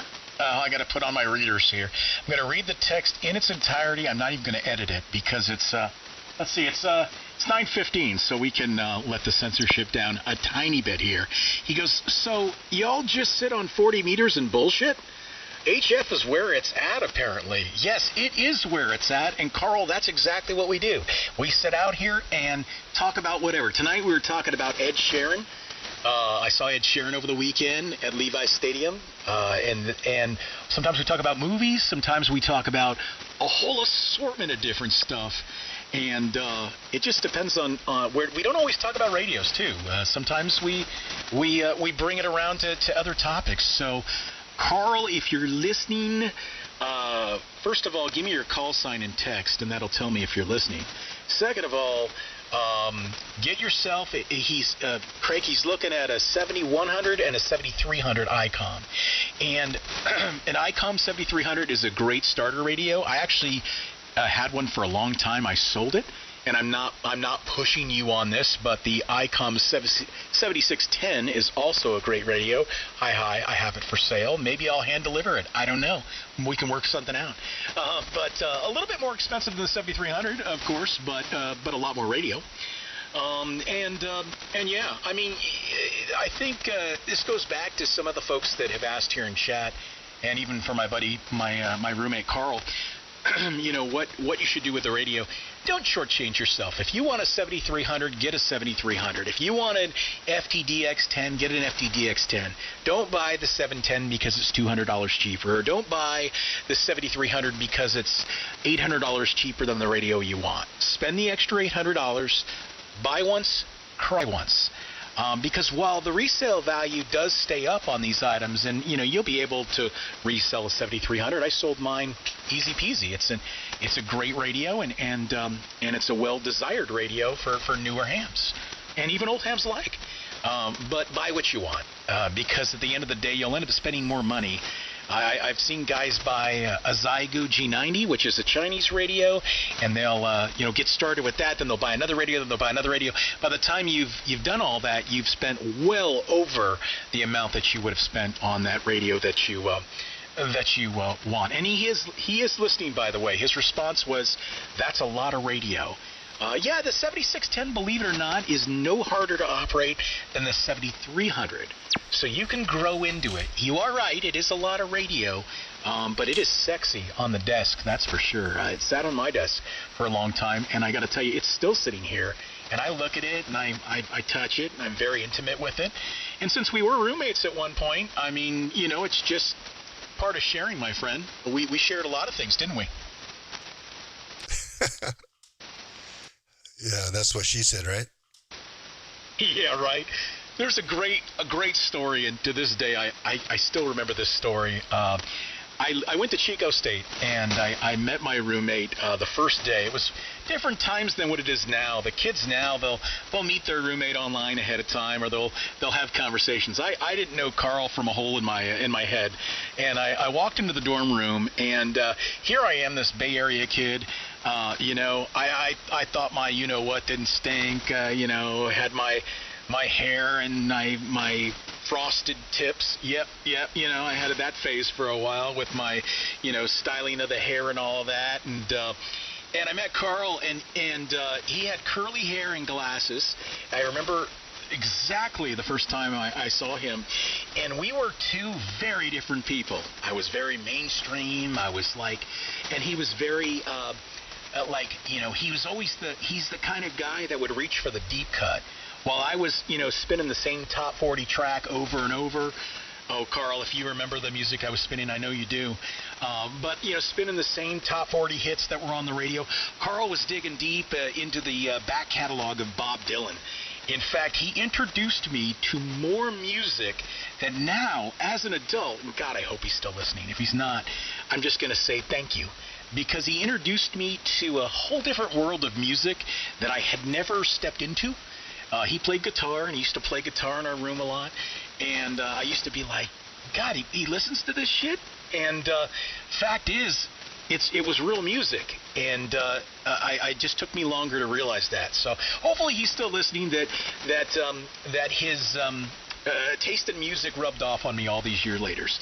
WB1G.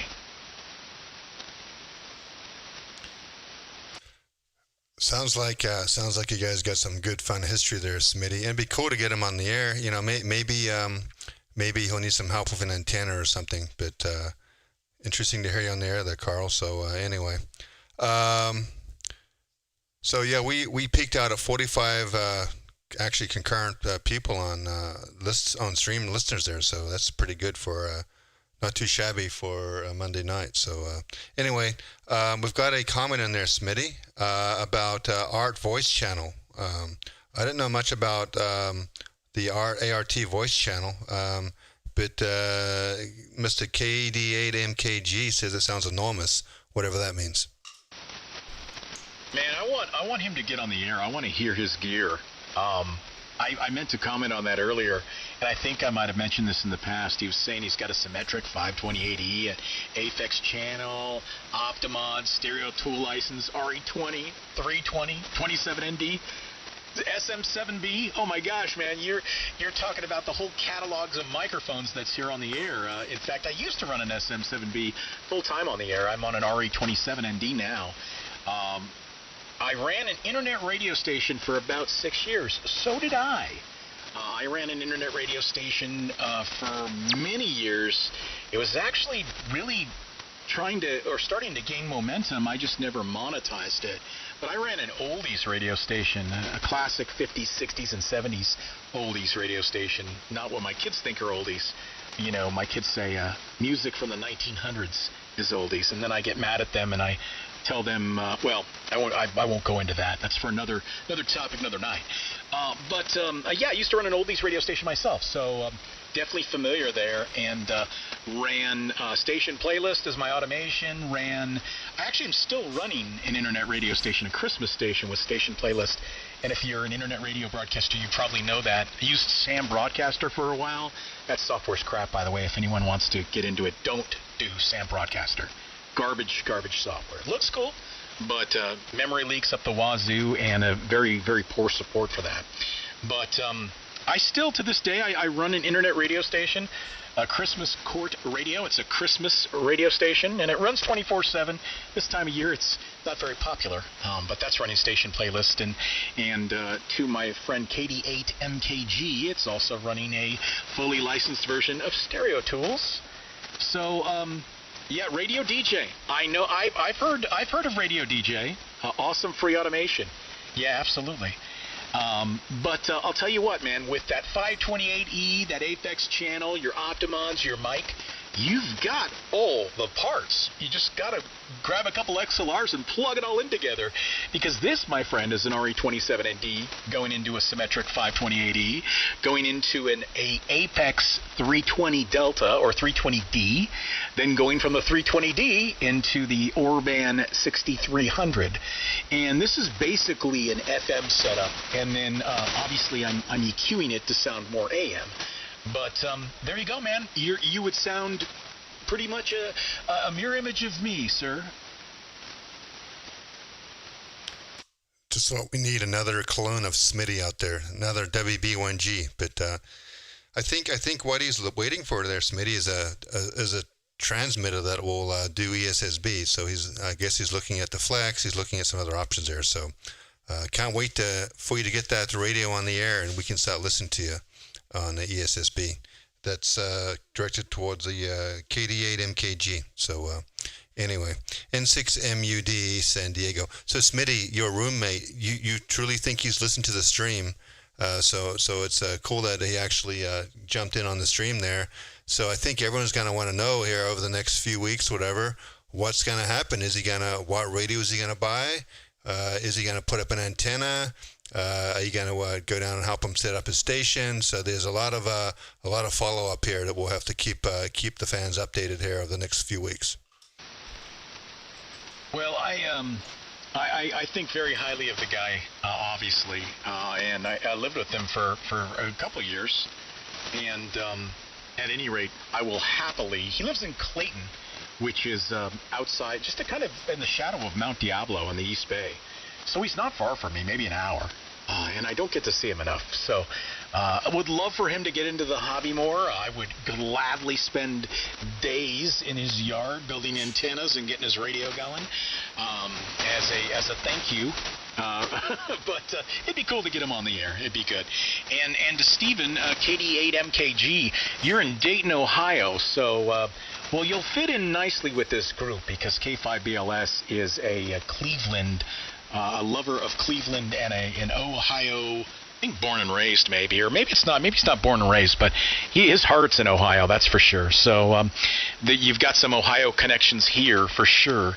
But with Dayton, 40 meters is going to be kind of rough. Maybe late in the night when it starts to stretch out a bit, maybe 20 meters. Or I've got it figured out. Here's what you got to do, buddy. You buy 2 SDR transceivers.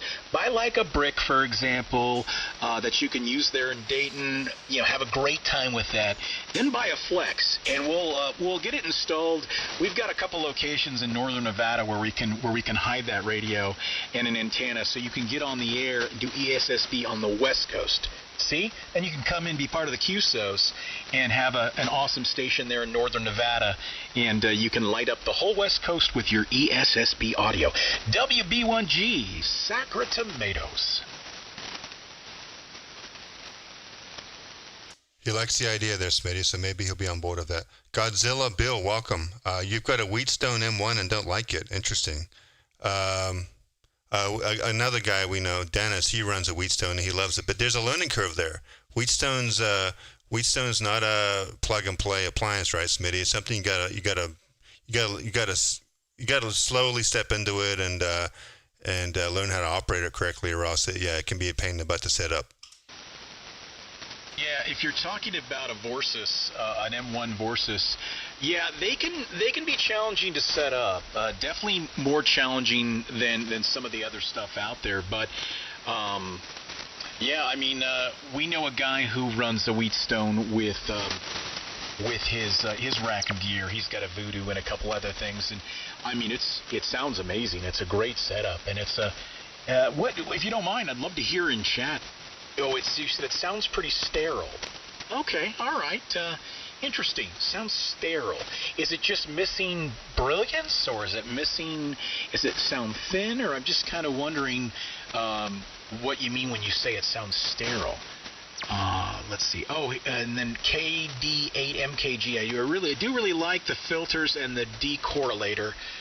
Let's see. Are you talking about the M1, the Wheatstone?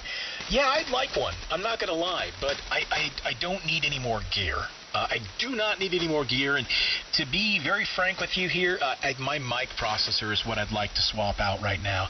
I love the 528E, but I think it's served its time, and I'm servicing it pretty regularly, and there's so many squirts of deoxit you can do, and then after a while you're like, I think I might have to go surface level and actually replace the switch, because I think that's where I'm at.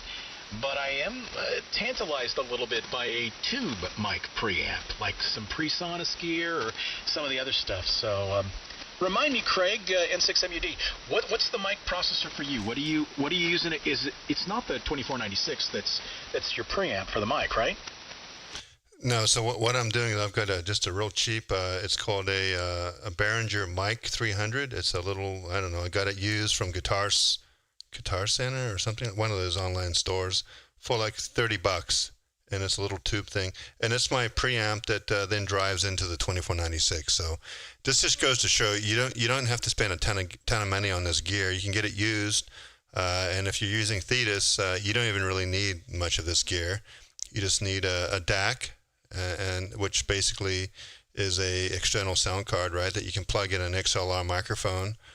into your computer and then use Thetis, or you can even go one step less. You can plug a USB microphone directly into the computer and do that route. But that route's a little bit more troubling sometimes. You have issues with various levels in that. But yes, Smitty, I mean, there's so many different levels of this stuff, right? You can start out cheap.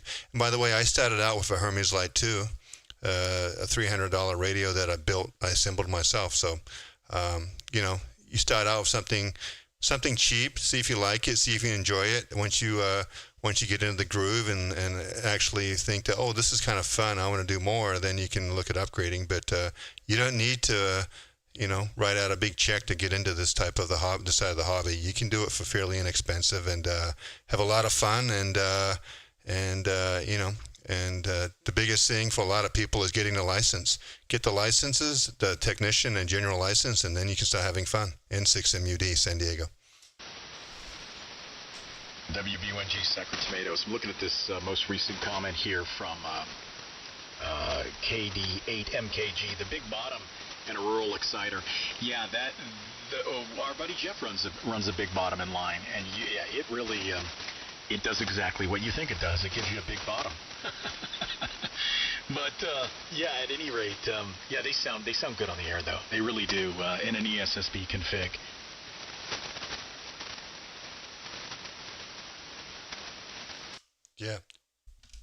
Yeah, definitely Godzilla and the KD8 MKG both sound like they've had a lot of experience with audio. So good to hear that, and all types of different levels of knowledge here. I'm still very much new to this stuff. Smitty Smitty's been around this for most of his life. So he's grown up and he's in the industry. So he's got all of this stuff nailed. Where I'm a software guy. I write software. I'm not an audio guy. So it just takes a while to pick up some of the stuff, and over time you'll learn it and you'll get to play around and experiment, and that's the good side of amateur radio. Yeah, Stephen, KD8MKG, I'll tell you something funny. You talked earlier about that FM sound, right? You know what screams old FM? And I just got to pull the gear out of the garage, dust it off, and get it on the air. A pair of Texar prisms feeding an Orban or an Optimod 8100, maybe even throw in an Aphex Dominator in line. That is the 1980s and 90s FM setup right there. Hi, WB1G. And Godzilla Bill, do you have a call sign, or are you? You're a licensed ham. So what's your call sign? I want to check out your QRZ site there, Godzilla Bill. Oh yeah, our buddy Steven there, KD8. He's in it for the long run. I just tickled his fancy with the Texar prisms into an 8100A. I have the 8100A in perfect working order. I have a second one as well that I think is missing card 5, and that's just a backup chassis. But I was a big collector of 8100s for a while, and love that processor. Still do. In fact, I'm actually thinking about putting it on the air this Christmas on the Christmas station the internet station I run.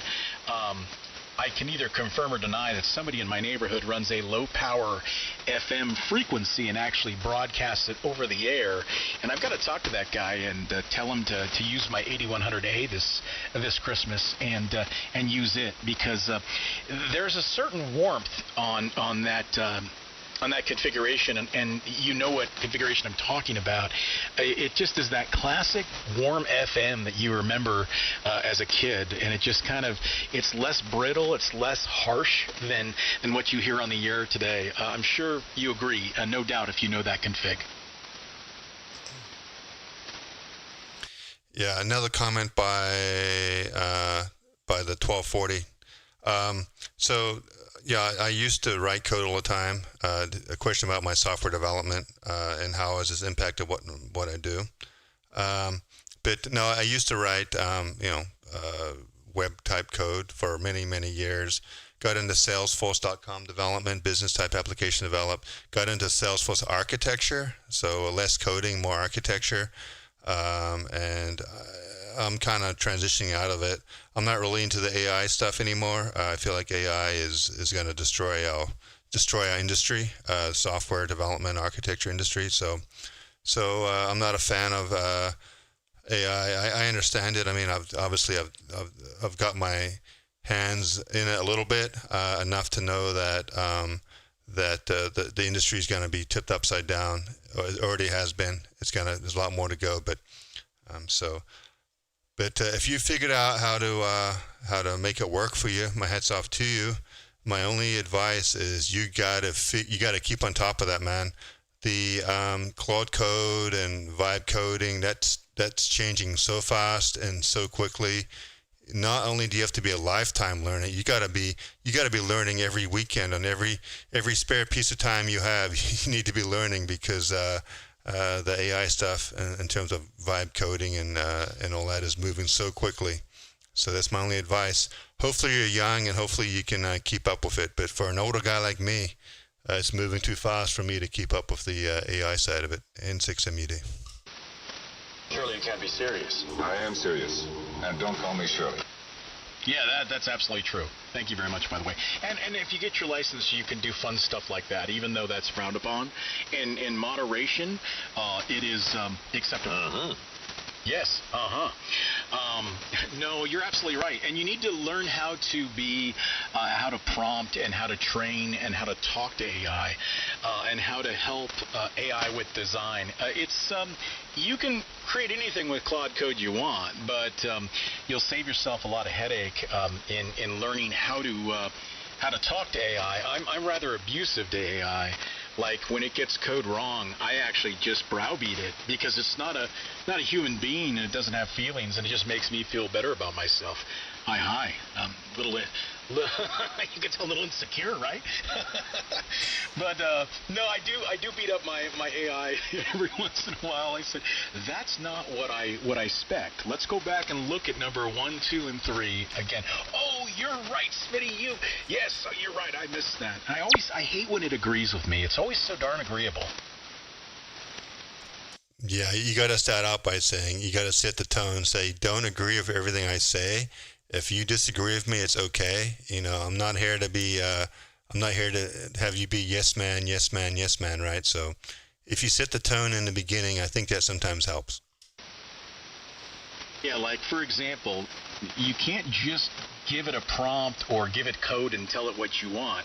You got to kind of say, as silly as it is, you got to lay out the foundation of what you're trying to do step by step. And then I'll say things, Craig, and I've gotten pretty good at interfacing with our AI overlords. I'll be like, do me a favor, just tell me if you understand. Don't code. Don't assume what I want. Just tell me, are you acknowledging? Do you understand the design?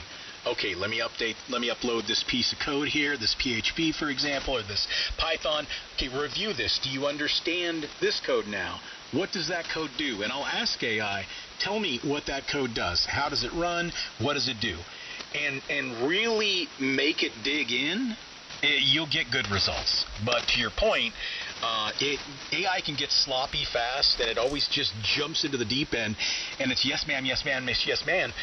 Challenge me. Have you thought about memory leaks, or have you thought about how bloated the code will be if we do it this way? Or if I do this, do you want me to do this and take this route? No, it's all about speed and getting it done, and yes ma'am. But it doesn't always take the best path. So it's been my experience with coding and AI. Craig, I'm starting to lose my voice again, man. I gotta see the doc. I never sprung back 100% from that whole cough thing I had going on. And I'm gonna grab some water real quick, if that's all right. I know I'm the only one out here with you, but maybe someone will let go of their mic shyness and come out here and say hi to you. I'm gonna go fill up the water real quick, but I'll be back in just a few minutes. WB1G, Sacra Tomatoes. All right, Smitty, N6MUD, San Diego. Anyone else out there want to join in? This is N6MUD live streaming on YouTube.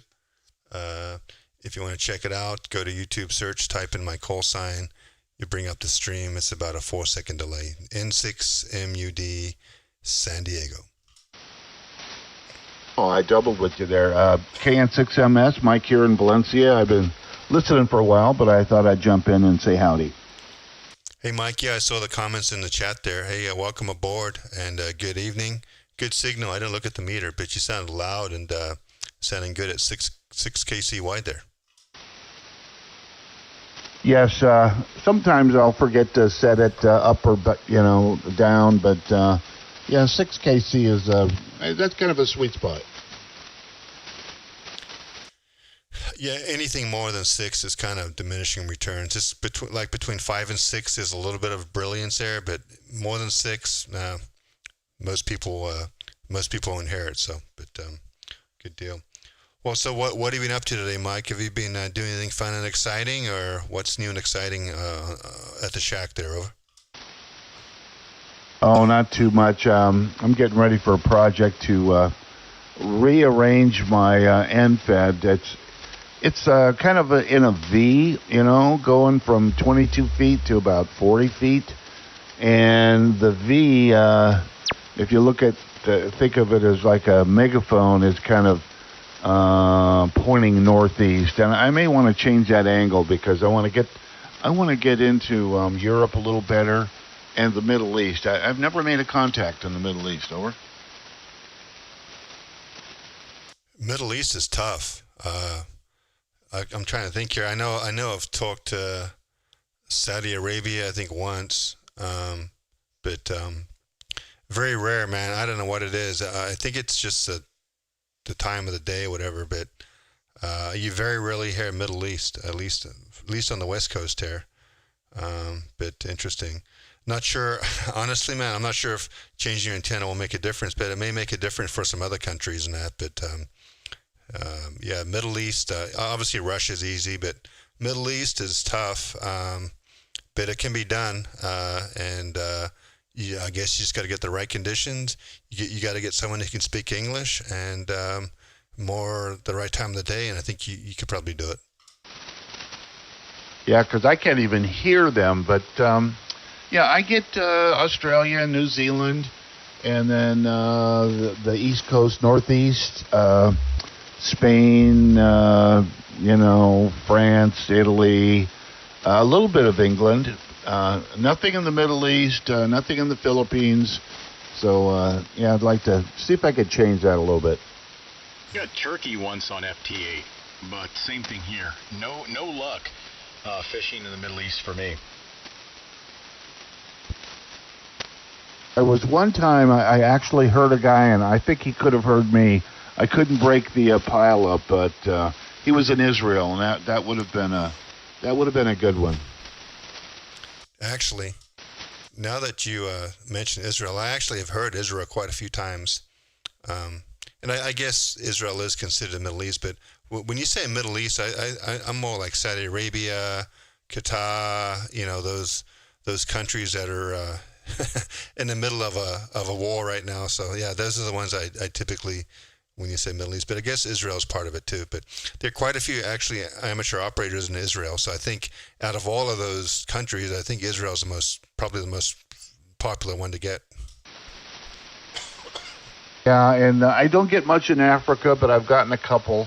I got Malawi last week, and that was exciting, and I actually got a confirmation on it. And that is Malawi is like southeastern part of Africa. There you go. That's good. I'm sure. Have you talked to Bill down there in South Africa? I'm sure you have. Oh yeah, I check in with him all the time. And then there's a guy on the Cape. I think I got Peter. I don't remember his name exactly, but once or twice. But yeah, Bill's got a big, huge setup. I've seen the antenna he has, and he could talk to anybody in the world. He's a nice guy too. I think you're right. I think he can talk to anybody in the world.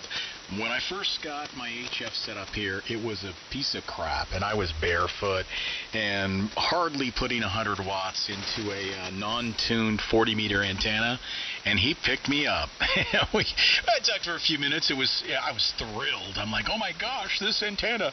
And then I realized who Bill was and what kind of metal he has up in the air and how high it is there. Man, it's just, you're right. I truly believe he can talk to anybody in the world he wants to. Yeah, I mean, every time I talk to him, he gives me a 5.9, and I'm not that strong. I'm 5'9". When I talk to Bill, 2. when I talk to Bill, he must have notes.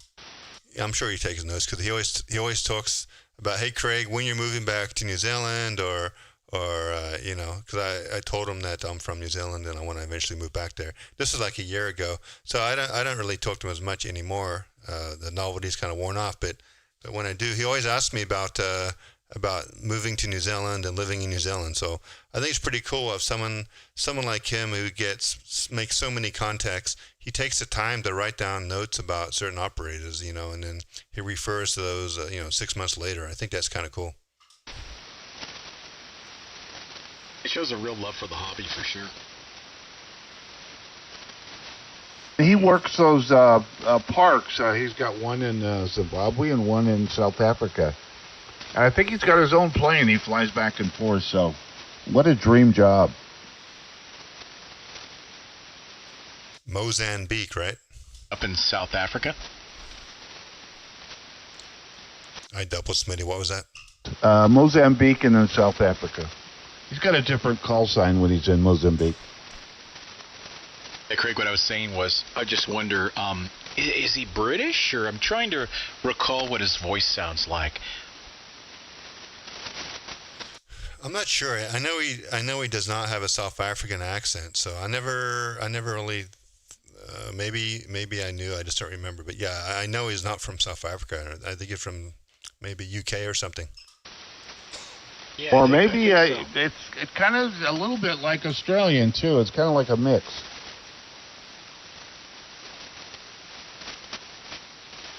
Are you calling him a English Australian mutt? It almost sounds like a breed of dog. And Simpleman 9276, hey man, have a good evening. Thanks for tuning in. And yeah, if you're on the East Coast, it's pretty late back there. So catch you again later. Thanks for all your comments and chat. I'm sorry you had to listen to all this, but thanks for sticking with us.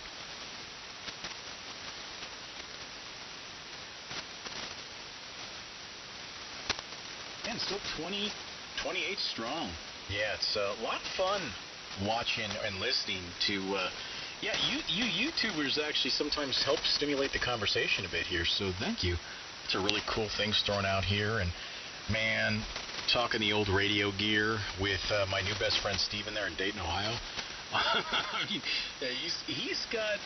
want to learn more about that guy's background and how he knows about all this gear and these combos. We definitely have similar backgrounds, I can tell. Yeah, and KD8MKG, diversity, phasing control. So one of the cool benefits of Thetis, and if you go back in the stream towards the beginning, you'll notice that I've got a lot of man-made interference, and what happens is that man-made interference comes in. I can turn on my phasing control over here to the right, and then I'll do this once I stop transmitting. I can rotate the phase and the gain, and I can null out some of the noise. In particular, if you look at towards the beginning of the stream, you'll see me scramble because my interference kicks in. A 20/9 interference marching up and down the band, and you can easily see me enable my diversity, my phasing control, and null out the noise. And my diversity antenna, my primary transmit antenna, is a 40-meter loop.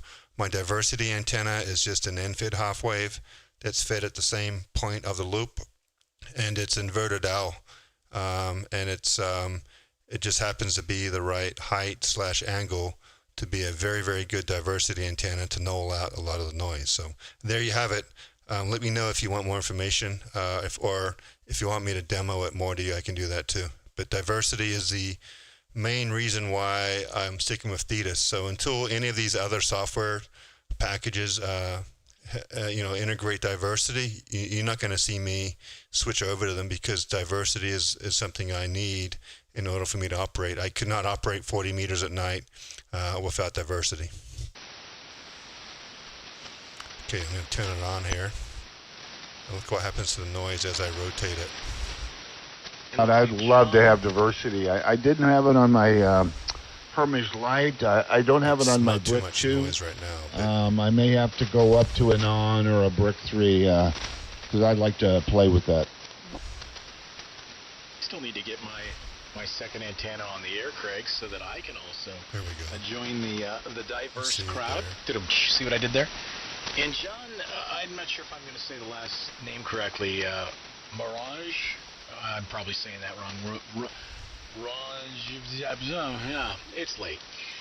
We're using an assortment of different radios here. Mike down in Valencia, he can comment on what he's on tonight. I'm on an Anan 7000 DLE, an Apache Labs SDR transceiver. Pretty popular with the ESSB variety, if you said, yeah. And then, sorry, I'm reading the chat here. You said it right the first time, LOL. Okay, got it. I did say it right. Okay, cool. I took a stab in the dark there, John. I didn't want to offend you. So, yeah, I'm running an Apache Labs 7000 DLE in Anan. Craig is using an Anan G2, basically a big brother upgrade from what I'm running. And then Mike, KN6MS, what are you running? You running the Brick right now, or what are you on?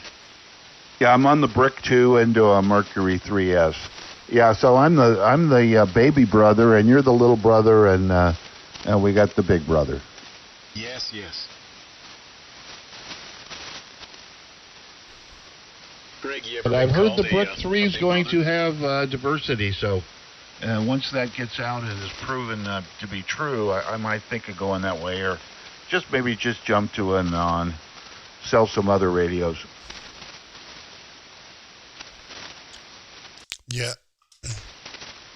As far as I know, the only radio that has diversity is the Anan as of right now. So, correct me if I'm wrong, but hopefully another manufacturer will figure out how to integrate it.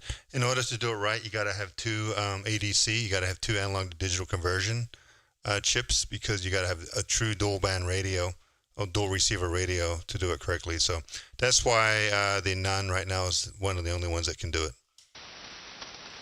Yeah, they're putting two chips in the Brick 3. At least that's the sales pitch.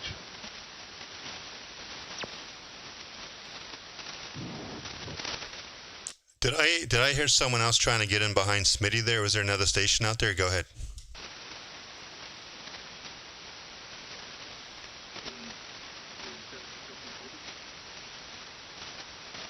Okay, mobile station, I hear you, but you're very off frequency. Try it again, because your signal's strong, but the audio's very rough because you're off frequency.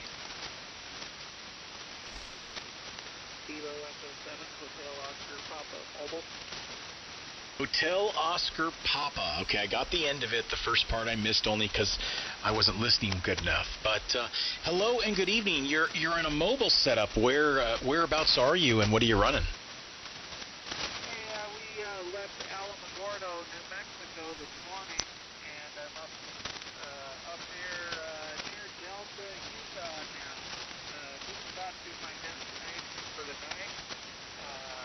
But let's see, the last town I came to was just off of I-15 by Holden, Utah. Over. I know where that is.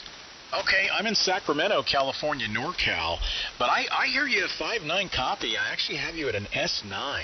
So you're running 100 watts off of just like a screwdriver type antenna, and we'll see if the other guys can hear you. They're down in Southern California, so I don't know if they're going to hear you or not, but yeah, you're sound. Well, let me hand you down there, Craig or Mike. Do you guys hear this mobile station out?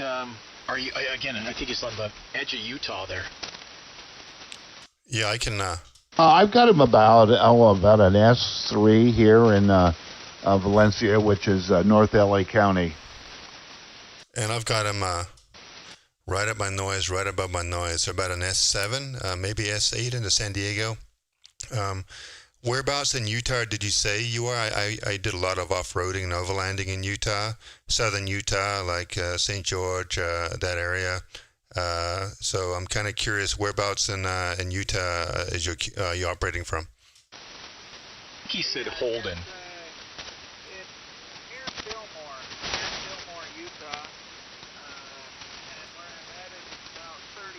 miles north of there, a little town called Oak City, or as we like to call it, Oak Creek. And so anyway, that's where I'm going to be headed for tonight right now. So we've been on the road since 8 a.m. this morning here, over. Now, real quick, make sure Craig can hear you. He's located in Fillmore, Utah there. So that's where he is, and he's destinated, and he's on his mobile radio, and he's there. It sounds like you're there for the night. Where's the Fillmore station?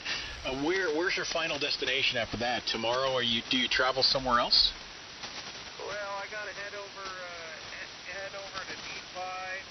and go see my sister, and then probably Thursday we're going to be road tripping up to Sturgis, South Dakota for the motorcycle rally. So I'll be mobiling up that way with the toy hauler and all the toys there. Over. You got a toy hauler behind you and all your air quotes toys. Yeah, I hear you. Well, good. You're surprisingly strong here for how far away you are and being a mobile station. Assume you're running 100 watts, but who knows? Maybe you're running a 500-600 watts off a crate of batteries. I don't know. But at any rate, yeah, good having you jump in. It's great hearing another person. And again, anybody who's out here, not a private broadcast or anything like that. We're just out here rag chewing, and don't be shy. WB1G, Sacramento. Yeah, Fillmore. All right, well, I'll sit back here and be listening. KT7HOP mobile, and the name's Levi. Levi, we give no guarantees that this will be entertaining at all, but we are streaming on YouTube. The channel is N6, November 6, Mike Uniform Delta, N6 MUD, like Mud Duck. But you go out there, and tonight's, this frequency at least, is being streamed, so you can hear what we're doing. We're transmitting ESSB audio. You might have to scrub back a little bit in the broadcast on YouTube there, but you can hear what the fidelity sounds like and kind of what we've been doing out here tonight. But great having you jump in and check in. Again, no guarantees that this will be entertaining. In fact, I might have to call it here pretty soon, and I don't want to be the first card to fall tonight. But tomorrow I got a full day at work, and then the Red Sox are in town. So I'm going to take the daughter. She goes back to college, Craig, in like a week and a half. Can you believe it? But moving her into her new apartment. But before I do, we're going to go catch the Red Sox game tomorrow night here.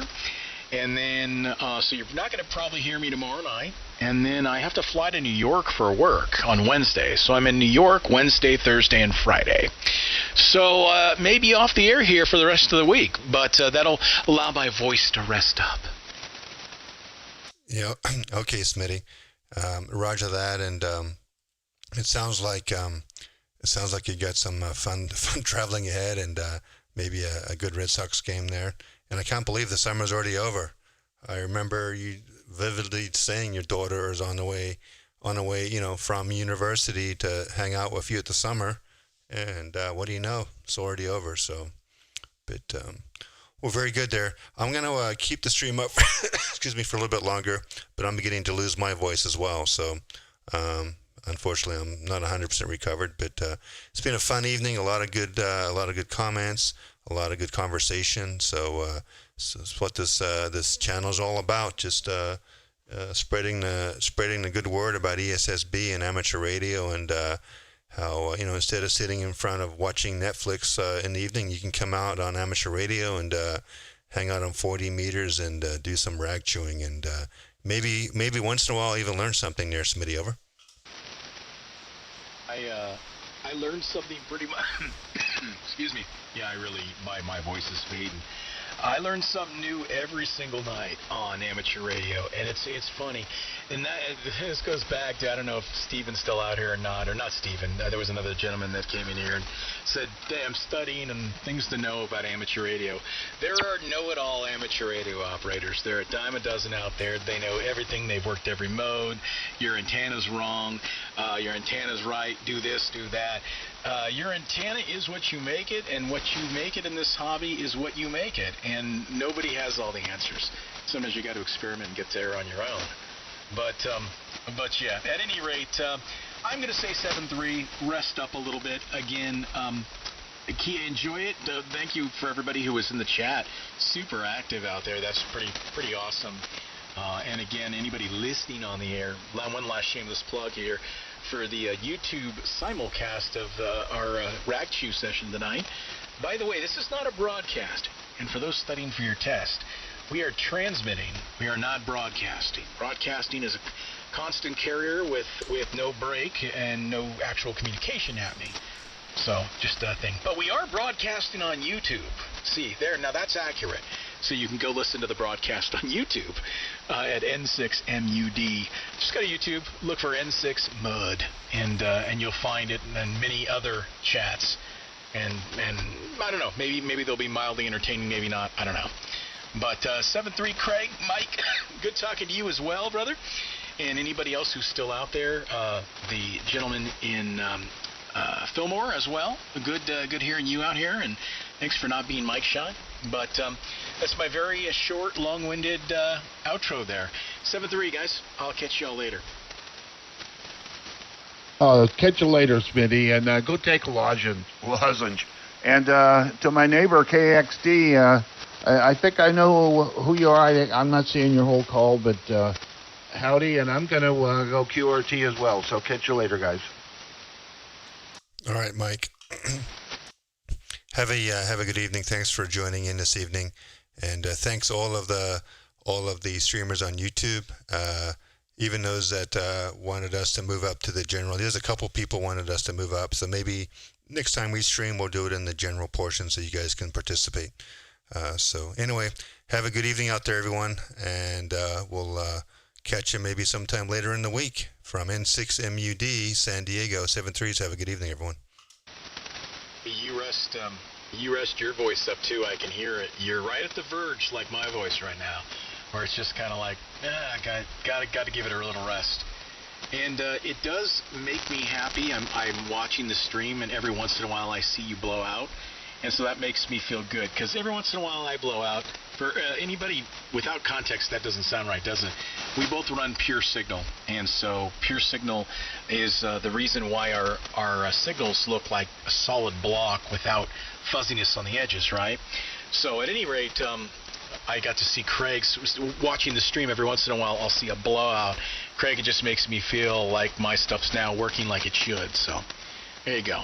Good talking to you, brother. Great having you back home, too. Well, home for now. 7-3, man. WB1G.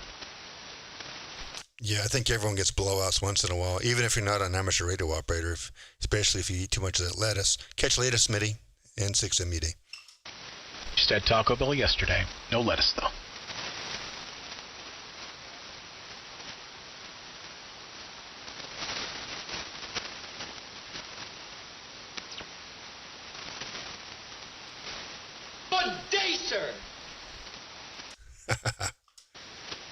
All right, guys, I'm gonna kill the stream here. My voice is going, so catch you again some other time soon, hopefully in a day or two. And have a good evening. Thanks for everyone's participation.